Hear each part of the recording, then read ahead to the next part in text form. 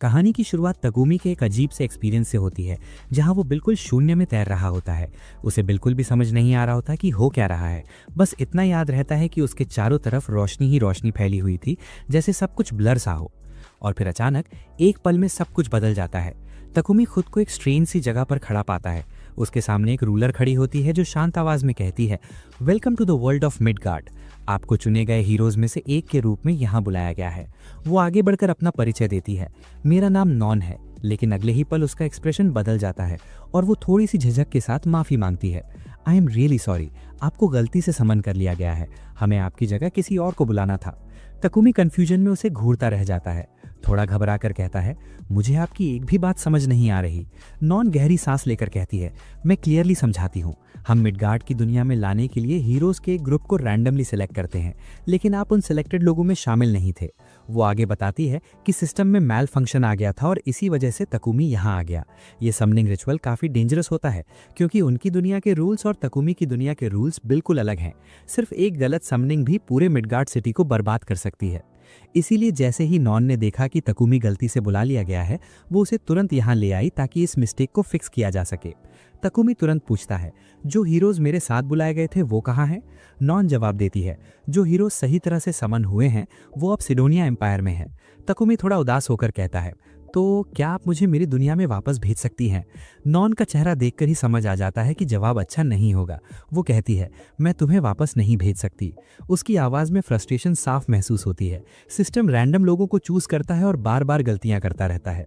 तकुमी थोड़ी देर चुप रहकर कहता है, तो फिर बताओ, मैं इस प्रॉब्लम को कैसे सॉल्व करूं? मुझे क्या करना चाहिए? नॉन शांत रहकर जवाब देती है, तुम्हारे पास सिर्फ एक ही रास्ता है। मिडगार्ड की दुनिया में ढल जाओ और यहीं रहना सीखो। लेकिन मैं तुम्हें सिडोनिया एम्पायर नहीं भेज सकती, क्योंकि वो इस वक्त एक बड़े क्राइसिस से गुजर रहा है। इसीलिए वो अपनी मैजिकल पावर्स का यूज करके तकुमी को एक पीसफुल जगह भेजने का फैसला करती है।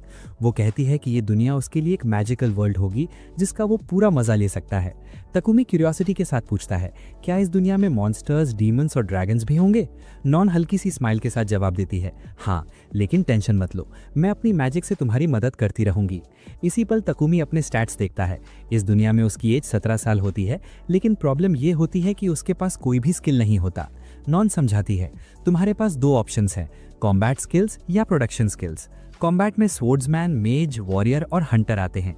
प्रोडक्शन में हर्बलिस्ट, एल्केमिस्ट और फार्मर जैसी स्किल्स होती हैं। तकुमी बिना ज्यादा सोचे सिर हिला देता है, मुझे कॉम्बैट स्किल्स नहीं चाहिए, मुझे कोई ट्रबल नहीं चाहिए, प्लीज मुझे प्रोडक्शन स्किल्स दो। नॉन अपनी मैजिक को गैदर करती है और तकुमी को एबिलिटीज देती है।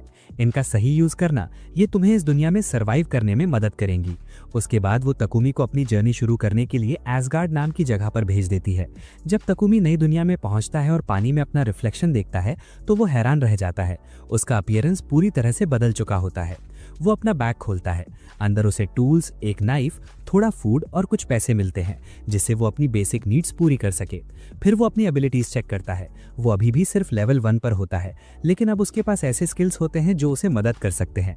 ये सारी एबिलिटीज नॉन ने समनिंग मिस्टेक के लिए अपॉलॉजी के तौर पर दी होती हैं।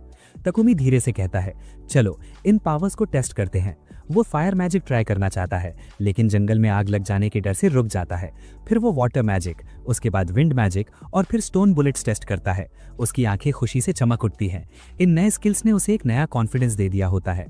तभी एक फीमेल धीरे धीरे अपना चेहरा दिखाती है और अपना इंट्रोडक्शन देती है, मैं सिडोनिया एम्पायर की फर्स्ट एम्प्रेस हूँ, मेरा नाम एलिजाबेथ है। उसके पास खड़ी एक यंग गर्ल एलिजाबेथ को लगातार देखती रहती है। उसकी आंखें डर से कांप रही होती हैं। अचानक एक नोटिफिकेशन पॉपअप होता है। उसने एक नया स्किल अनलॉक किया होता है, रेवलेशन। एम्प्रेस की तरफ सीधा देखते हुए वो घबराकर बड़ी मुश्किल से कहती है, वो डेंजरस है, हम उस पर ट्रस्ट नहीं कर सकते। और यहीं से सीन वापस तकुमी पर शिफ्ट होता है, जो अभी अभी बर्ग विलेज पहुंचा होता है। गांव के लोग उसे बहुत वार्मली वेलकम करते हैं और अपनी बेटी की जान बचाने के लिए उसका शुक्रिया अदा करते हैं। अब बहुत ही काइंड इंसान है, वो कहते हैं। वो बताते हैं कि ये उनकी किस्मत थी कि उनकी बेटी की मुलाकात रास्ते में तकुमी से हो गई। तकुमी उनकी काइंडनेस के लिए हल्का सा झुककर थैंक्स बोलता है और पूछता है कि क्या वो कुछ टाइम के लिए गांव में रुक सकता है। गांव वाले हंसकर कहते हैं, बिल्कुल, आराम से रहिए, ये गांव अब आपका ही घर है। वो उसे गांव के आसपास उगने वाली हर्ब्स के बारे में बताते हैं जो मेडिसिन बनाने के काम आती है, और साथ ही रॉ मटेरियल्स के बारे में भी बताते हैं जो पूरे गांव में बिखरे हुए होते हैं। ये सुनते ही तकुमी की आंखें एक्साइटमेंट से चमक उठती हैं। आखिर उसने प्रोडक्शन स्किल्स का रास्ता जो चुना था, जल्द ही उसकी मुलाकात गांव के ब्लैकस्मिथ बोबॉन से होती है, जो उसे रॉ मटेरियल्स प्रोवाइड करता है। गांव वाले मान लेते हैं कि इस वक्त कोई खाली घर अवेलेबल नहीं है, लेकिन वो उसके लिए एक नया बिल्डिंग बनाने का प्रपोजल देते हैं। उसे जमीन का एक छोटा सा हिस्सा दिखाया जाता है जहां घर बन सकता है। तकुमी मुस्कुराते हुए कहता है, मैं भी थोड़ी मदद कर देता हूँ। अपनी मैजिकल पावर का इस्तेमाल करते हुए उसने जमीन को पूरी तरह साफ कर दिया, लेकिन तभी अचानक उसे जबरदस्त थकान महसूस हुई। सच कहें तो जमीन साफ करने में उसकी लगभग सारी ऊर्जा ड्रेन हो चुकी थी। फिर भी उसी एग्जैक्ट मोमेंट एक नोटिफिकेशन पॉप हुआ और उसे एक नया कौशल मिला, मैना कंट्रोल। ये देखकर ग्रामीण तुरंत उसकी हालत देखने के लिए दौड़ पड़े। तुमने बहुत कर लिया है, उन्होंने कहा, अब बाकी हम संभाल लेंगे। आखिरकार ताकुमी ने मैजिकल कारपेंट्री और ब्लैकस्मिथिंग में सीखे गए अपने कौशल की मदद से अपना घर बना लिया और उसे अपनी ज़रूरत की हर चीज़ से सजा भी लिया। जब उसने अपनी स्किल लिस्ट खोली तो उसने नोटिस किया कि उसके पास अभी भी वॉरियर और कॉम्बैट स्किल्स मौजूद थे। थोड़ी देर सोचने के बाद उसने फैसला किया कि वो उन्हें बदलकर एल्केमिस्ट बनना चाहता है। वो बोबोन द्वारा दिए गए रॉ मटेरियल्स को टेस्ट करना चाहता था। वो उस टेबल तक गया जहां आयरन, कॉपर और सिल्वर ओर्स रखे थे। एल्केमी, फ्यूजन और डीकॉम्पोजिशन टेक्निक्स का इस्तेमाल करते हुए उसने पूरे एक्साइटमेंट के साथ अपने एक्सपेरिमेंट्स शुरू कर दिए। उन कोशिशों के बाद आखिरकार उसे पहली आयरन इंगट मिली। तभी एक और नोटिफिकेशन दिखाई दी। उसने एल्केमी स्किल हासिल कर ली थी। उसने अपनी पूरी एनर्जी इसमें झोंक दी, लगातार अपनी सारी ताकत लगाकर एक के बाद एक मेटल इंगट्स तैयार करता रहा। लेकिन तभी जब मौली उसे देखने आई तो उसने उसे जमीन पर गिरा हुआ पाया। एक पल के लिए तो उसे लगा कि ज्यादा काम करने की वजह से उसने खुद को नुकसान पहुंचा लिया है। ग्रामीण घबराकर चिल्ला उठे। सिर्फ मेटल इंगट्स बनाने में ही उसने जरूरत से ज्यादा एनर्जी खर्च कर दी थी। बिना देर किए उन्होंने उसे रिकवरी के लिए एक मैजिक पोशन पिला दी। इसके बाद जब ताकुमी दोबारा अपना एल्केमी वर्क करने लगा तो गांव वाले उसके पीछे बैठकर ध्यान से उसे देखने लगे ताकि वो फिर से अपनी सारी एनर्जी ना गवा दे। ताकुमी अलग अलग तरह के आयरन, कॉपर, गोल्ड और सिल्वर बनाने में सफल रहा। बाद में उसने बोबोन के साथ मिलकर काम किया और अपनी फायर मैजिक का इस्तेमाल करके लोहार को पावरफुल वेपन्स बनाने में मदद की। एल्केमी और ब्लैकस्मिथिंग दोनों में ही उसकी स्किल्स एक सरप्राइजिंग लेवल तक पहुंच चुकी थीं। कुछ समय बाद ताकुमी ने मौली के पिता से संपर्क किया और उनसे पहले मिली पोशंस में से एक मांगी।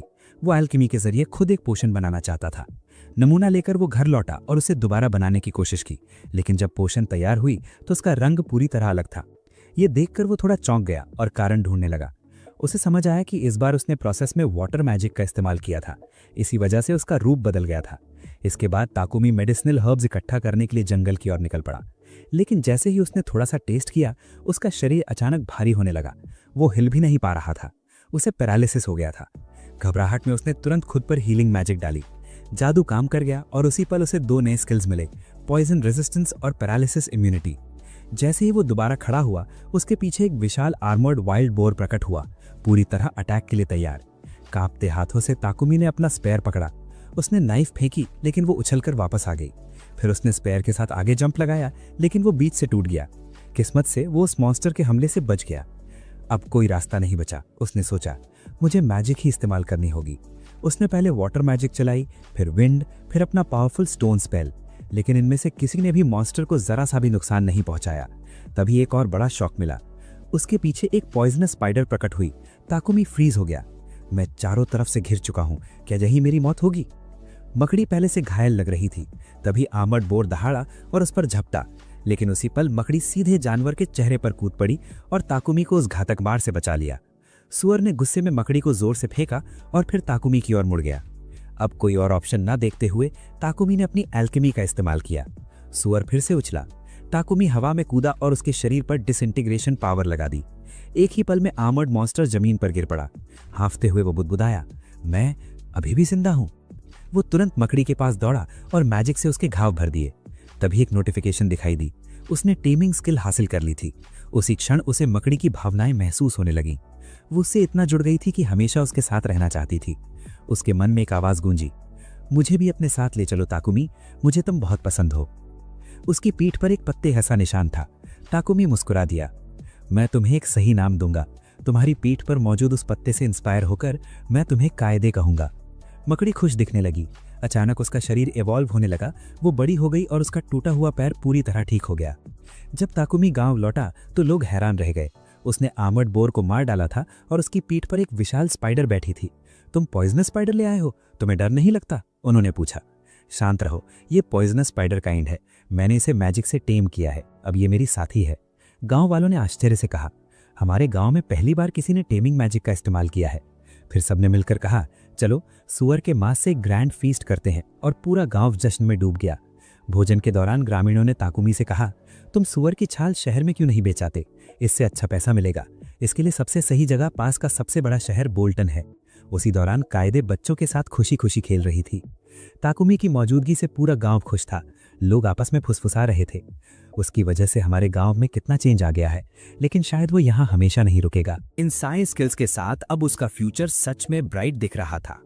दूसरी तरफ एक लड़की खिड़की से बाहर देख रही थी, डीप थॉट्स में खोई हुई, हालांकि कोई नहीं जानता था कि आखिर क्यों।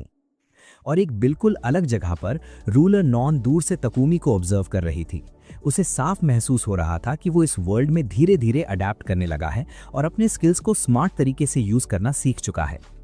अगली मॉर्निंग जैसे ही तकुमी की नींद खुली, उसने खुद को काइडे के सिल्की थ्रेड्स में कसकर बंधा पाया, जो उसके बेड के बिल्कुल बीचों बीच लटके हुए थे।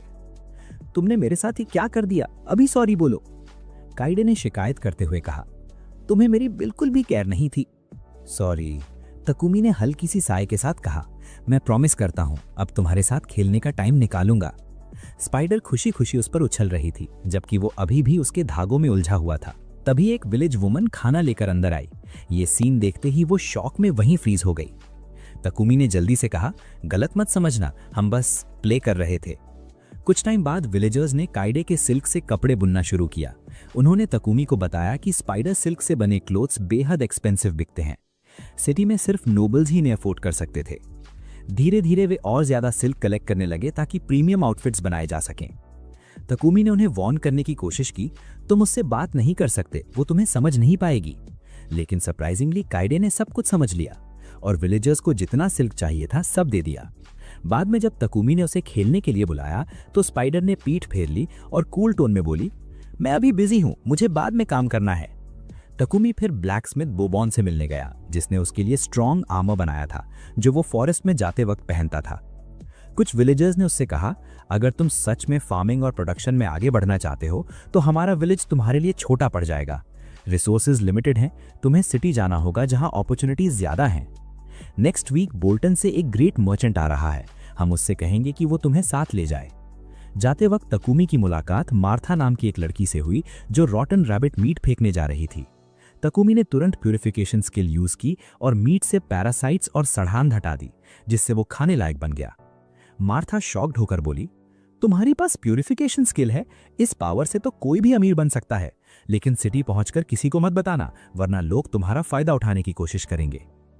डिपार्चर से पहले तकुमी ने पूरे विलेज के चारों ओर एक प्रोटेक्टिव बैरियर बना दिया ताकि मॉन्स्टर्स का कोई अटैक ना हो। जब मर्चेंट पपेक आखिरकार पहुंचा तो उस मैसिव वॉल को देखकर दंग रह गया जो उस छोटे से विलेज को प्रोटेक्ट कर रही थी। विलेजर्स ने परिचय कराया, यही है वो व्यक्ति जो आपको बोल्टन ले जाएंगे। जाने से पहले तकुमी ने विलेजर्स को अपनी बनाई हुई मेडिसिन देते हुए कहा, मैंने तुम्हारे लिए करीब 100 पोशंस बनाई हैं, जरूरत पड़े तो इस्तेमाल करना। पपेक उनकी प्योरिटी देखकर हैरान रह गया। फिर विलेजर्स ने तकुमी को काइडे के सिल्क से बने कपड़े गिफ्ट किए। फेयरवेल के बाद तकुमी बोल्टन सिटी के लिए निकल पड़ा। कैरेज के अंदर उसकी मुलाकात 3S रैंक्ड एडवेंचरर्स से हुई जो लायंस फैंग नाम से मशहूर थे। उन्हें रास्ते में बैंडिट्स और मॉन्स्टर्स से पपेक को प्रोटेक्ट करने के लिए हायर किया गया था। उनमें से एक ने काइडे को टीज करने की कोशिश की तो काइडे सीधे उसके फेस पर जंप कर गई, लेकिन थोड़ी देर बाद स्पाइडर दूसरे एडवेंचरर के साथ कंफर्टेबल हो गई और उसके पास ही सो गई। जर्नी के दौरान पपेक ने तकुमी से कहा, मैं चाहता हूं कि तुम मेरे लिए भी वैसी ही पोशंस बनाओ जैसी तुमने विलेजर्स को दी थी, मैं ओपन हार्टेड पेमेंट करूंगा। अचानक कैरेज रुक गई। सामने ड्वार्फ्स का एक ग्रुप रास्ता रोके खड़ा था। तीनों एडवेंचरर्स ने तुरंत एक्शन लिया और उन्हें आसानी से डिफीट कर दिया। फाइट के बाद उन्होंने बॉडीज से मैजिक स्टोन्स निकाले ताकि गिल्ड में सेल कर सकें। 3 दिन बाद तकुमी आखिरकार बोल्टन पहुंच गया। सिटी का मैसिव साइज और वहां का बस्लिंग ट्रेड देखकर वो अमेज्ड रह गया। उसने मन ही मन सोचा, यही वो जगह है जहां से मैं अपना रियल जर्नी शुरू कर सकता हूं। लेकिन पहले अगर उसे यहां रहना था तो एडवेंचरर गिल्ड में रजिस्टर करना जरूरी था। वो सीधे गिल्ड गया, अपना नाम दर्ज कराया और बाद में फिर पपेक से मिला। उसने अपनी बनाई हुई एक पोशन उसे दी और मर्चेंट की आंखें एडमिरेशन से फैल गईं। क्वालिटी बिल्कुल फ्लॉलेस थी। तकुमी को सरप्राइज हुआ कि ऐसी पोशन की प्राइस इतनी हाई थी। पपेक ने कहा, मैं तुम्हारे लिए एक प्लेस अरेंज करूंगा, एक ऐसा बेस जहां तुम लार्ज स्केल पर पोशंस बना सको। उसने अपने सर्वेंट को तकुमी के उसके नए घर तक ले जाने का आदेश दिया। जब तकुमी वहां पहुंचा तो वो सच में चौंक गया। घर बहुत बड़ा था, फिर भी रेंट काफी कम था। क्या आपको यकीन है ये जगह हॉन्टेड नहीं है? क्या इसी वजह से आप मुझे इसे इतना चीप दे रहे हैं? उसने हाफ जोकिंग टोन में पूछा। घर के पास ही एक छोटी वर्कशॉप थी। तकुमी मुस्कुरा दिया। ये मेरे काम के लिए परफेक्ट जगह है। जब वो पपेक के सर्वेंट के साथ नैरो एली से गुजर रहा था, चारों तरफ टेरिबल स्मेल फैली हुई थी। तकुमी ने नाक ढक ली। सर्वेंट ने एक्सप्लेन किया, सिटी की सीवर सिस्टम पूरी तरह खराब है। रिच नोबल्स अपने मैंशंस में प्यूरिफिकेशन मैजिक यूज करते हैं, लेकिन बाकी सिटी से उन्हें कोई मतलब नहीं। तकुमी ने सोचा और माथे पर हल्की सी शिकन आई। तो बात यह है, मैं प्यूरिफिकेशन का यूज करके सीवर्स ठीक कर सकता हूं। यह आइडिया अचानक उसके दिमाग में आया और यहीं से उसका पहला सिंपल प्लान बना, टॉयलेट बेस। अपनी मैजिकल पावर को इकट्ठा करते हुए उसने आग और रोशनी के मंत्रों को कंबाइन किया और अपना पहला टॉयलेट तैयार किया। इस एक काम में उसकी पूरी ऊर्जा ड्रेन हो गई, लेकिन आखिरकार वो उसे वापस लेकर आया और अपने नए घर में प्रॉपर्ली इंस्टॉल कर दिया। जब ताकुमी घर पर था तभी अचानक उसे पापेक की चीख सुनाई दी। घबराकर वो दरवाजे की तरफ दौड़ा और देखा कि काइडे ने व्यापारी को अपने रेशम में कसकर लपेट रखा है और एंट्री पर ही रोक लिया है। उसे छुड़ाने के बाद पापेक ने बाथरूम इस्तेमाल करने की इजाजत मांगी, लेकिन अंदर रखी उस अजीब सी नई चीज को देखकर वो एकदम स्टन रह गया। ये क्या है? उसने शौक में पूछा। ताकुमी ने कामली समझाया, ये एक प्यूरिफिकेशन टॉयलेट है। जब आप इसे इस्तेमाल करते हैं तो इसके अंदर लगे मैजिकल टूल्स सारा वेस्ट खत्म कर देते हैं और शहर में फैल रही बदबू को भी रोकते हैं। पापेक की आंखें चमक उठी। तो मतलब तुमने इसे बनाने में लाइट मैजिक यूज की है? अनबिलीवेबल। मुझे इनमें से 100 चाहिए, नहीं उससे भी ज्यादा। मैं इन्हें बेचकर बहुत पैसा कमा सकता हूं। ताकुमी थोड़ा हिचकिचाया, लेकिन मैं अकेले 100 चीजें कैसे बनाऊंगा? मैं यहां अकेला रहता हूं, मेरी मदद करने वाला कोई नहीं है। पापेक हंसा। सॉल्यूशन सिंपल है, नौकर रखो, उन्हें घर संभालने दो और तुम प्रोडक्शन पर फोकस करो। उसी वक्त एडवेंचरस गिल्ड से एक नोटिस आया कि अगर ताकुमी 1 महीने के अंदर कोई मिशन पूरा नहीं करता तो उसकी मेंबरशिप कैंसिल कर दी जाएगी। वो थकी हुई आवाज में बोला, मैं अकेले गिल्ड मिशंस और लार्ज स्केल प्रोडक्शन दोनों कैसे संभालूंगा? पापेक ने बाहें मोड़ी। तुम्हारे पास चॉइस नहीं है, तुम्हें सर्वेंट्स चाहिए। वो उसे मुलान नाम की एक कंपनी में ले गया जो सर्वेंट्स के व्यापार में एक्सपर्ट थी। जैसे ही वे गार्डन से गुजरे, एक बौनी लड़की ने ताकुमी को तिरस्कार से देखा। दफा हो जाओ लड़के, अपने घर वापस जाओ। थोड़ी देर बाद उनकी मुलाकात कंपनी की ओनर मुलान से हुई। पापेक ने बताया कि ताकुमी को एक सर्वेंट चाहिए। मुलान ने कहा, हमारे पास अभी 100 सर्वेंट्स हैं, लेकिन कंडीशंस हैं। मालिक को उनकी प्रोटेक्शन, शेल्टर, खाना और पानी देना होगा। हमारे सर्वेंट्स 2 प्रकार के होते हैं, डोमेस्टिक सर्वेंट्स जो ज्यादातर अनाथ होते हैं और कुकिंग क्लीनिंग करते हैं, और कॉम्बैट सर्वेंट्स जो युद्धबंदी होते हैं और गिल्ड मिशंस में लड़ने के लिए ट्रेंड होते हैं। ताकुमी ने शर्तें पढ़ी और सिर हिलाया। मुझे घर के काम के लिए एक सर्वेंट चाहिए, लेकिन अगर उसके पास थोड़ा कॉम्बैट स्किल भी हो तो सेफ्टी के लिए अच्छा रहेगा। मुलान मुस्कुराई। उस केस में तुम्हें असल में 2 चाहिए। उसने एक छोटी लड़की को बुलाया। ये मरिया है, ये हाउसवर्क में मदद करेगी। अनाथ है, सीधी और दयालु। ताकुमी ने उसे ध्यान से देखा। इतना बड़ा घर संभाल पाओगी? 5 से ज्यादा रूम्स हैं। मरिया ने कॉन्फिडेंट होकर सिर हिलाया। मैं जवान हूं लेकिन स्ट्रांग और केपेबल हूं, बस मुझसे कोई गलत उम्मीद मत रखना। मुलान ने हल्की सांस ली। दुर्भाग्य से अभी कोई कॉम्बैट सर्वेंट अवेलेबल नहीं है। तभी मरिया बीच में बोली, सोफिया का क्या? वो मदद कर सकती है। मुलान की भौहें सिकुड़ गईं। सोफिया, वो इंजर्ड है, मेंटली अनस्टेबल है और किसी की ठीक से सेवा नहीं कर सकती। लेकिन उसी पल ताकुमी के अंदर कुछ क्लिक हुआ। मैं इसे ले जाऊंगा। अगर मैं अपनी हीलिंग पावर को और इंप्रूव कर लूं तो मैं इसे ठीक कर सकता हूं, कर्ज भी हटा सकता हूं।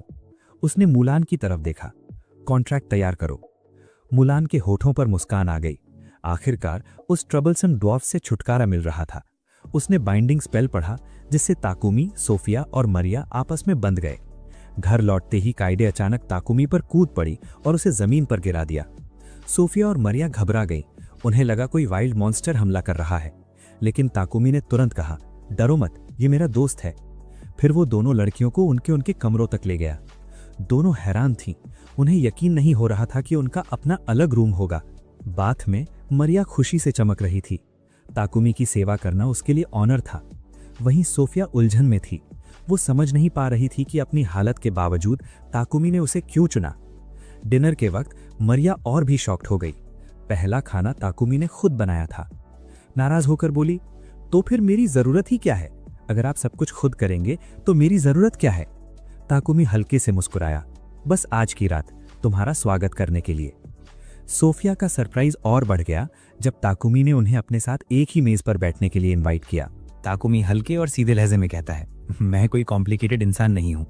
मेरे लिए मालिक और नौकर में कोई फर्क नहीं है। गुलामी का दौर खत्म हो चुका है। इसके कुछ समय बाद ताकुमी व्यापारी पैपेक्स से मिलने उसकी कंपनी में जाता है, जहां वो सारी चीजें पहले से तैयार थीं जिनकी ताकुमी ने रिक्वेस्ट की थी। वापसी में वो शहर में थोड़ा कैजुअली घूमता है और फिर एक चर्च के अंदर चला जाता है।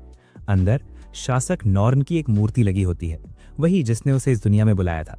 वो उसके सामने रुकता है, सिर झुकाता है और उन मैजिकल पावर्स और सपोर्ट के लिए धन्यवाद देता है जो उसे अब तक मिले थे। और तभी उसी पल नॉर्न खुद उसके सामने प्रकट होती है। मत भूलना ताकुमी, वो शांत लेकिन गहरे स्वर में कहती है, जो कुछ भी मैंने तुम्हें दिया है और जिन अच्छे लोगों से तुम मिले हो, इसका मतलब ये नहीं कि आगे का रास्ता आसान होगा। आगे अब भी कई मुश्किलें तुम्हारा इंतजार कर रही हैं। और यहीं से सीन शिफ्ट हो जाता है सिडोनिया किंगडम की तरफ, जहां राजा अपने एडवाइजर से बात कर रहा होता है। हमारी दुनिया में बुलाए गए तीनों हीरोज का क्या हाल है? एक सहायक जवाब देता है, वे अभी ट्रेनिंग में हैं, अपने स्किल लेवल्स बढ़ा रहे हैं ताकि राज्य की रक्षा कर सकें। शुरुआत में वे डरे और कंफ्यूज थे, लेकिन महारानी एलिजाबेथ की कृपा से अब शांत हैं और सीरियसली ट्रेन कर रहे हैं। तीनों हीरोज ट्रेनिंग ग्राउंड में दिखाई देते हैं, पसीने से भीगे हुए, डेस्परेट कि किसी तरह स्ट्रांग बन सकें। उनकी कमजोरी साफ नजर आ रही थी, लेकिन उन्हीं में से एक लड़की अकाले ट्रेनिंग करने से मना कर देती है। वो फ्लैट टोन में कहती है, मुझे वायलेंस पसंद नहीं है, और वहां से चली जाती है। एलिजाबेथ उसके पीछे जाती है और उसे समझाने की कोशिश करती है, ये वायलेंस नहीं है, ये प्रिपरेशन है ताकि तुम हमारी दुनिया को प्रोटेक्ट कर सको। लेकिन अकाने को यकीन नहीं होता। वो डर और एंग्जाइटी से भरी आंखों से एलिजाबेथ को देखती रहती है। इधर वापस घर पहुंचते ही ताकुमी कायदे के रेशमी धागों में उलझकर गिर जाता है और पैपेक्स से मिला हुआ पार्सल नीचे गिर जाता है। जैसे ही सोफिया उसे उठाने झुकती है, ताकुमी तुरंत अपनी मैजिक का इस्तेमाल कर उस पार्सल को अपने टूल बॉक्स में छिपा लेता है। सोफिया का डाउट और भी गहरा हो जाता है। वो मन ही मन तय कर लेती है कि अब वो ताकुमी पर कड़ी नजर रखेगी। बाद में अपनी छोटी वर्कशॉप में वो देखती है कि ताकुमी जानबूझकर चाकू से अपनी बाह काटता है और फिर उसी पल मैजिक से उसे हील भी कर लेता है। डर के मारे वो कमरे में दौड़ती हुई घुसती है। तुम पागल हो क्या? तुम हमारे साथ क्या करने वाले हो? क्या तुम हमें सोते समय मार डालोगे? ये कहते ही वो बेहोश हो जाती है। ताकुमी घबरा कर उसके पास पहुंचता है, उसके लकवाग्रस्त हाथ को पकड़ता है और हीलिंग मैजिक का इस्तेमाल करता है। उसकी हीलिंग एबिलिटी और भी बढ़ जाती है। वो उसे धीरे से उठाकर बिस्तर पर लिटाता है और वहीं फैसला करता है अब वो अपनी हीलिंग को लाइट मैजिक के साथ मिलाकर उसके शरीर से कर्स को हटाएगा। धीरे धीरे उसका कटा हुआ कान ठीक होने लगता है, छिपा हुआ कर्स टूट जाता है और उसकी मैजिकल पावर वापस लौटने लगती है। उस रात सोफिया घबरा कर जागती है और भागते हुए मारिया के पास जाती है। भागो, वो हमें मार डालेगा। मारिया उसे डिसबिलीफ से देखती है। क्या तुम पागल हो? ताकुमी तो सबसे दयालु इंसान है जिनसे मैं मिली हूँ। वो उसे एक मिरर देती है। देखो, तुम्हारा कान ठीक हो गया है, कर्स हट चुका है, तुम्हारी मैजिक वापस आ गई है। ये देखते ही कांपती हुई सोफिया तुरंत ताकुमी के पास जाती है और झुककर माफी मांगती है। मुझे आप पर शक करने के लिए माफ कीजिए, लेकिन एक बात बताइए, आप खुद को चोट क्यों पहुंचा रहे थे? ताकुमी शांत नजरों से उसकी तरफ देखता है। मैं खुद को घायल करता था और फिर बार बार हील करता था ताकि मेरी स्किल और मजबूत हो सके। मुझे स्ट्रांग बनना था ताकि मैं तुम्हारे ऊपर से कर्ज हटा सकूं। सोफिया की आंखों में आंसू भर आते हैं। अब से मैं आपकी लॉयल सर्वेंट हूं, जरूरत पड़ी तो मैं आपके लिए अपनी जान भी दे दूंगी। दूर से शासक नॉर्न ये सब देख रही होती है। ताकुमी को नए रिश्ते बनाते देख उसके चेहरे पर हल्की सी मुस्कान आ जाती है। इसके बाद हम ताकुमी को लाइब्रेरी में पाते हैं, जहां वो एल्केमी की किताबों में डूबा हुआ है अपने स्किल्स को और पॉलिश करने के लिए। उसे हैरानी होती है जब वो समझता है कि ये कला उसकी सोच से कहीं ज्यादा सिंपल है और ये सब पॉसिबल हो पाया था सिर्फ इसलिए क्योंकि शुरुआत में नॉर्न ने उसे असाधारण मैजिकल सपोर्ट दिया था। अगली सुबह ब्रेकफास्ट करते हुए मारिया उसे मुस्कुराकर टीज करती है। कल रात आप और सोफिया बिल्कुल प्रिंस और प्रिंसेस जैसे लग रहे थे। खाना खत्म होते ही ताकुमी, सोफिया और मारिया मिलकर उसके बनाई टॉयलेट्स को पॉलिश करने लगते हैं। ऑर्डर्स इतने ज्यादा होते हैं कि काम रुकने का नाम नहीं लेता। आखिरकार थक कर ताकुमी आह भरता है, बहुत हो गया टॉयलेट बनाना, अब मैं इससे बोर हो गया हूँ, चलो जंगल घूमने चलते हैं। वो सोचता है अगर रास्ते में मॉन्स्टर्स मिले तो सोफिया साथ होगी, लेकिन मारिया की आंखों में आंसू आ जाते हैं। तो तुम मुझे यहाँ अपने टॉयलेट्स की तरह छोड़ दोगे? प्लीज मुझे भी साथ ले चलो। ताकुमी हिचकिचाता है, लेकिन तुम्हारे पास तो कॉम्बैट स्किल्स नहीं है। हालांकि जब वो एवैल्यूएशन से उसके स्टैट्स देखता है तो चौंक जाता है। वे बिल्कुल भी खराब नहीं थे, उसमें सच में पोटेंशियल था। सोफिया कॉन्फिडेंस से आगे बढ़ती है।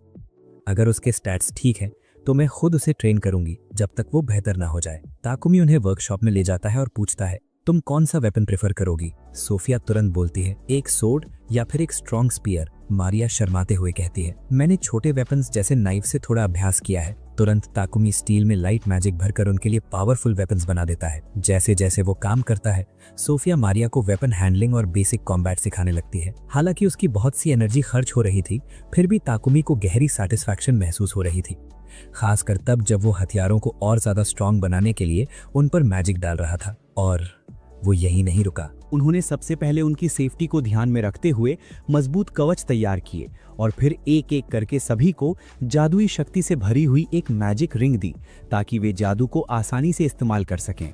सारी तैयारियां पूरी होते ही तीनों ने एडवेंचरर्स गिल्ड की ओर कदम बढ़ाया। जंगल में अपने पहले मिशन को पूरा करने के लिए पूरी तरह डिटरमाइंड थे। लेकिन जैसे ही वे मिशन बोर्ड के पास पहुंचे, और हाँ, हमेशा की तरह यहीं से मुसीबतें शुरू हो जाती हैं।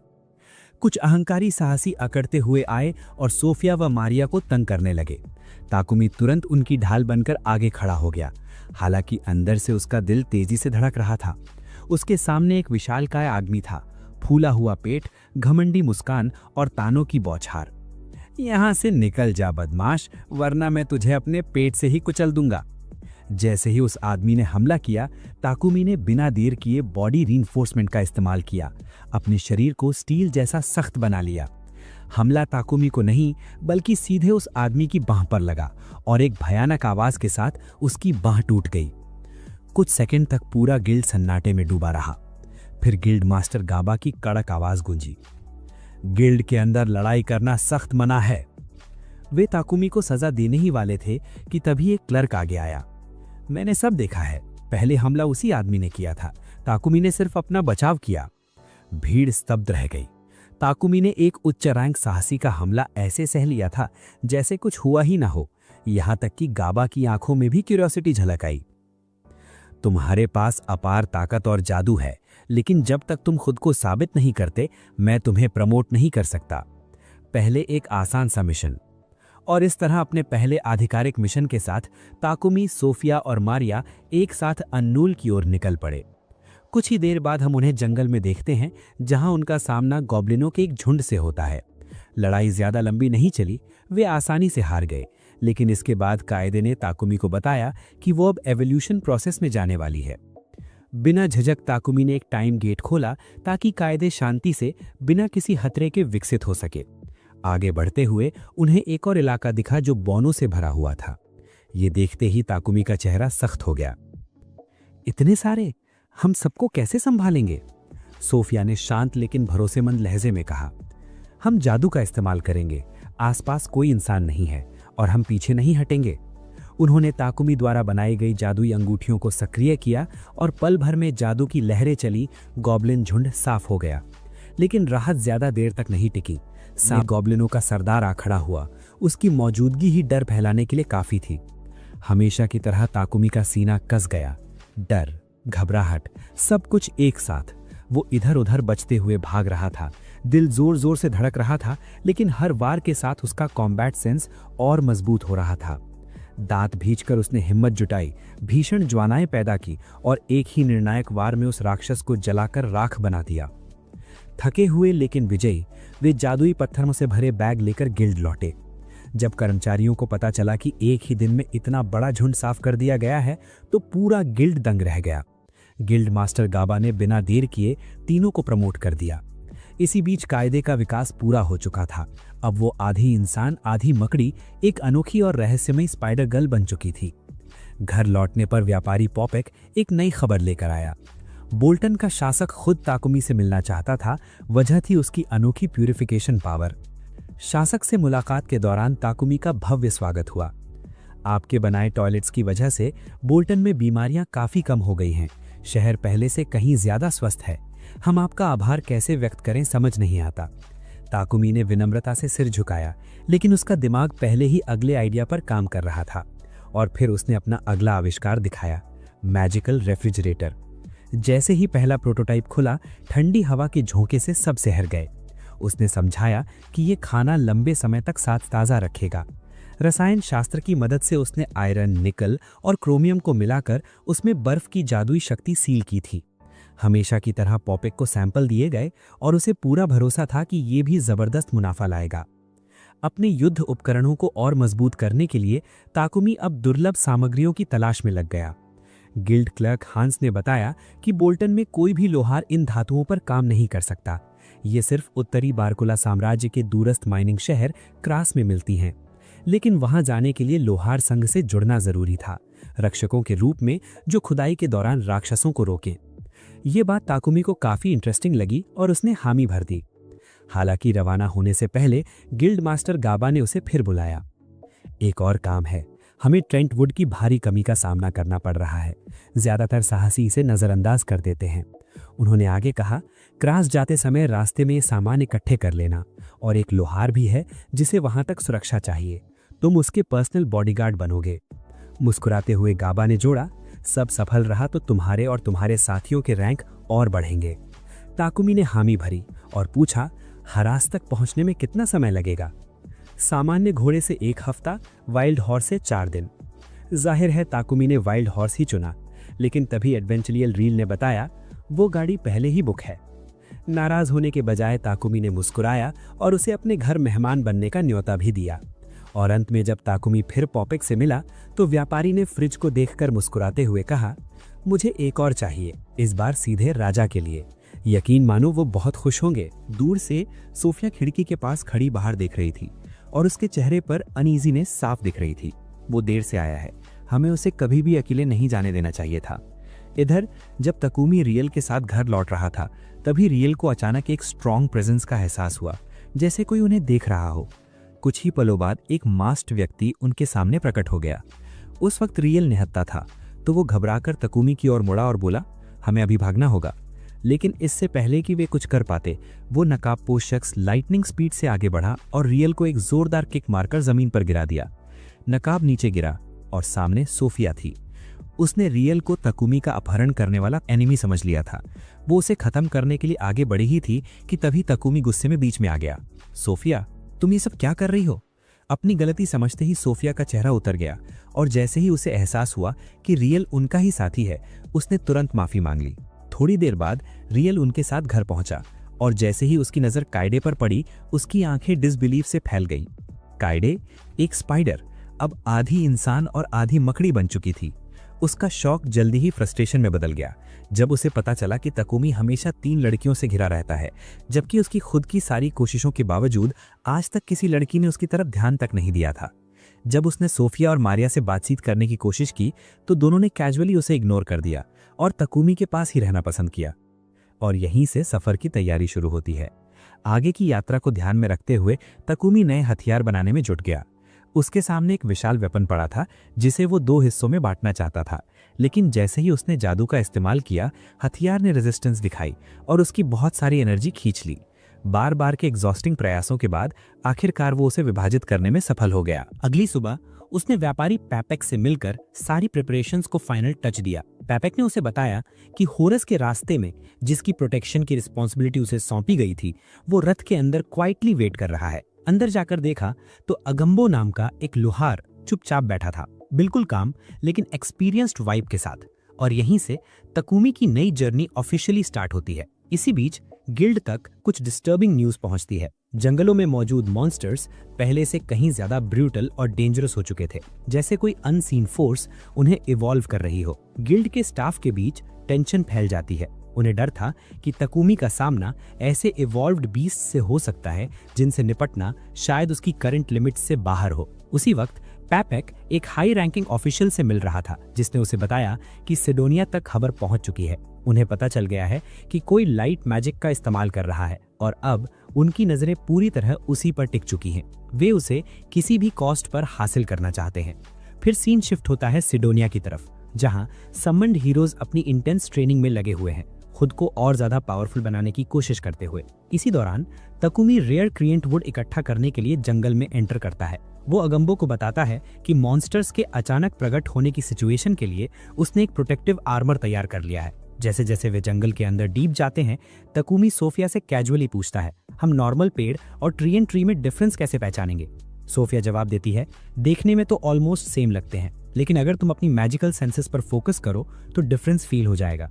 पूरी कंसंट्रेशन के साथ तकुमी जल्दी ही डिस्गाइज किए हुए ट्रीएंट को पहचान लेता है और उसे काटने के लिए आगे बढ़ता है। तभी पेड़ की जड़ें उस पर झपटती हैं, जिससे सोफिया और मारिया को तुरंत उसकी मदद के लिए दौड़ना पड़ता है। तीनों मिलकर पहला पेड़ गिरा देते हैं, लेकिन ऑलमोस्ट इमीडिएटली सोफिया घबराकर चिल्लाती है, हम चारों तरफ पेड़ों के ग्रुप से घिर चुके हैं। वो वार्न करती है कि एक एक करके लड़ना बहुत ज्यादा टाइम कंज्यूम करेगा। जब कोई और ऑप्शन नहीं बचता तो वे तकुमी द्वारा बनाई गई मैजिकल रिंग्स एक्टिवेट कर देते हैं। जादू के एक्सप्लोसिव इम्पैक्ट से कई मैसिव ट्रीज एक साथ डिस्ट्रॉय हो जाते हैं। जैसे जैसे बैटल इंटेंस होता जाता है, तकुमी की कॉम्बैट स्किल नोटिसेबल स्पीड से ग्रो करने लगती है। जल्द ही उसका सामना मेन ट्री से होता है।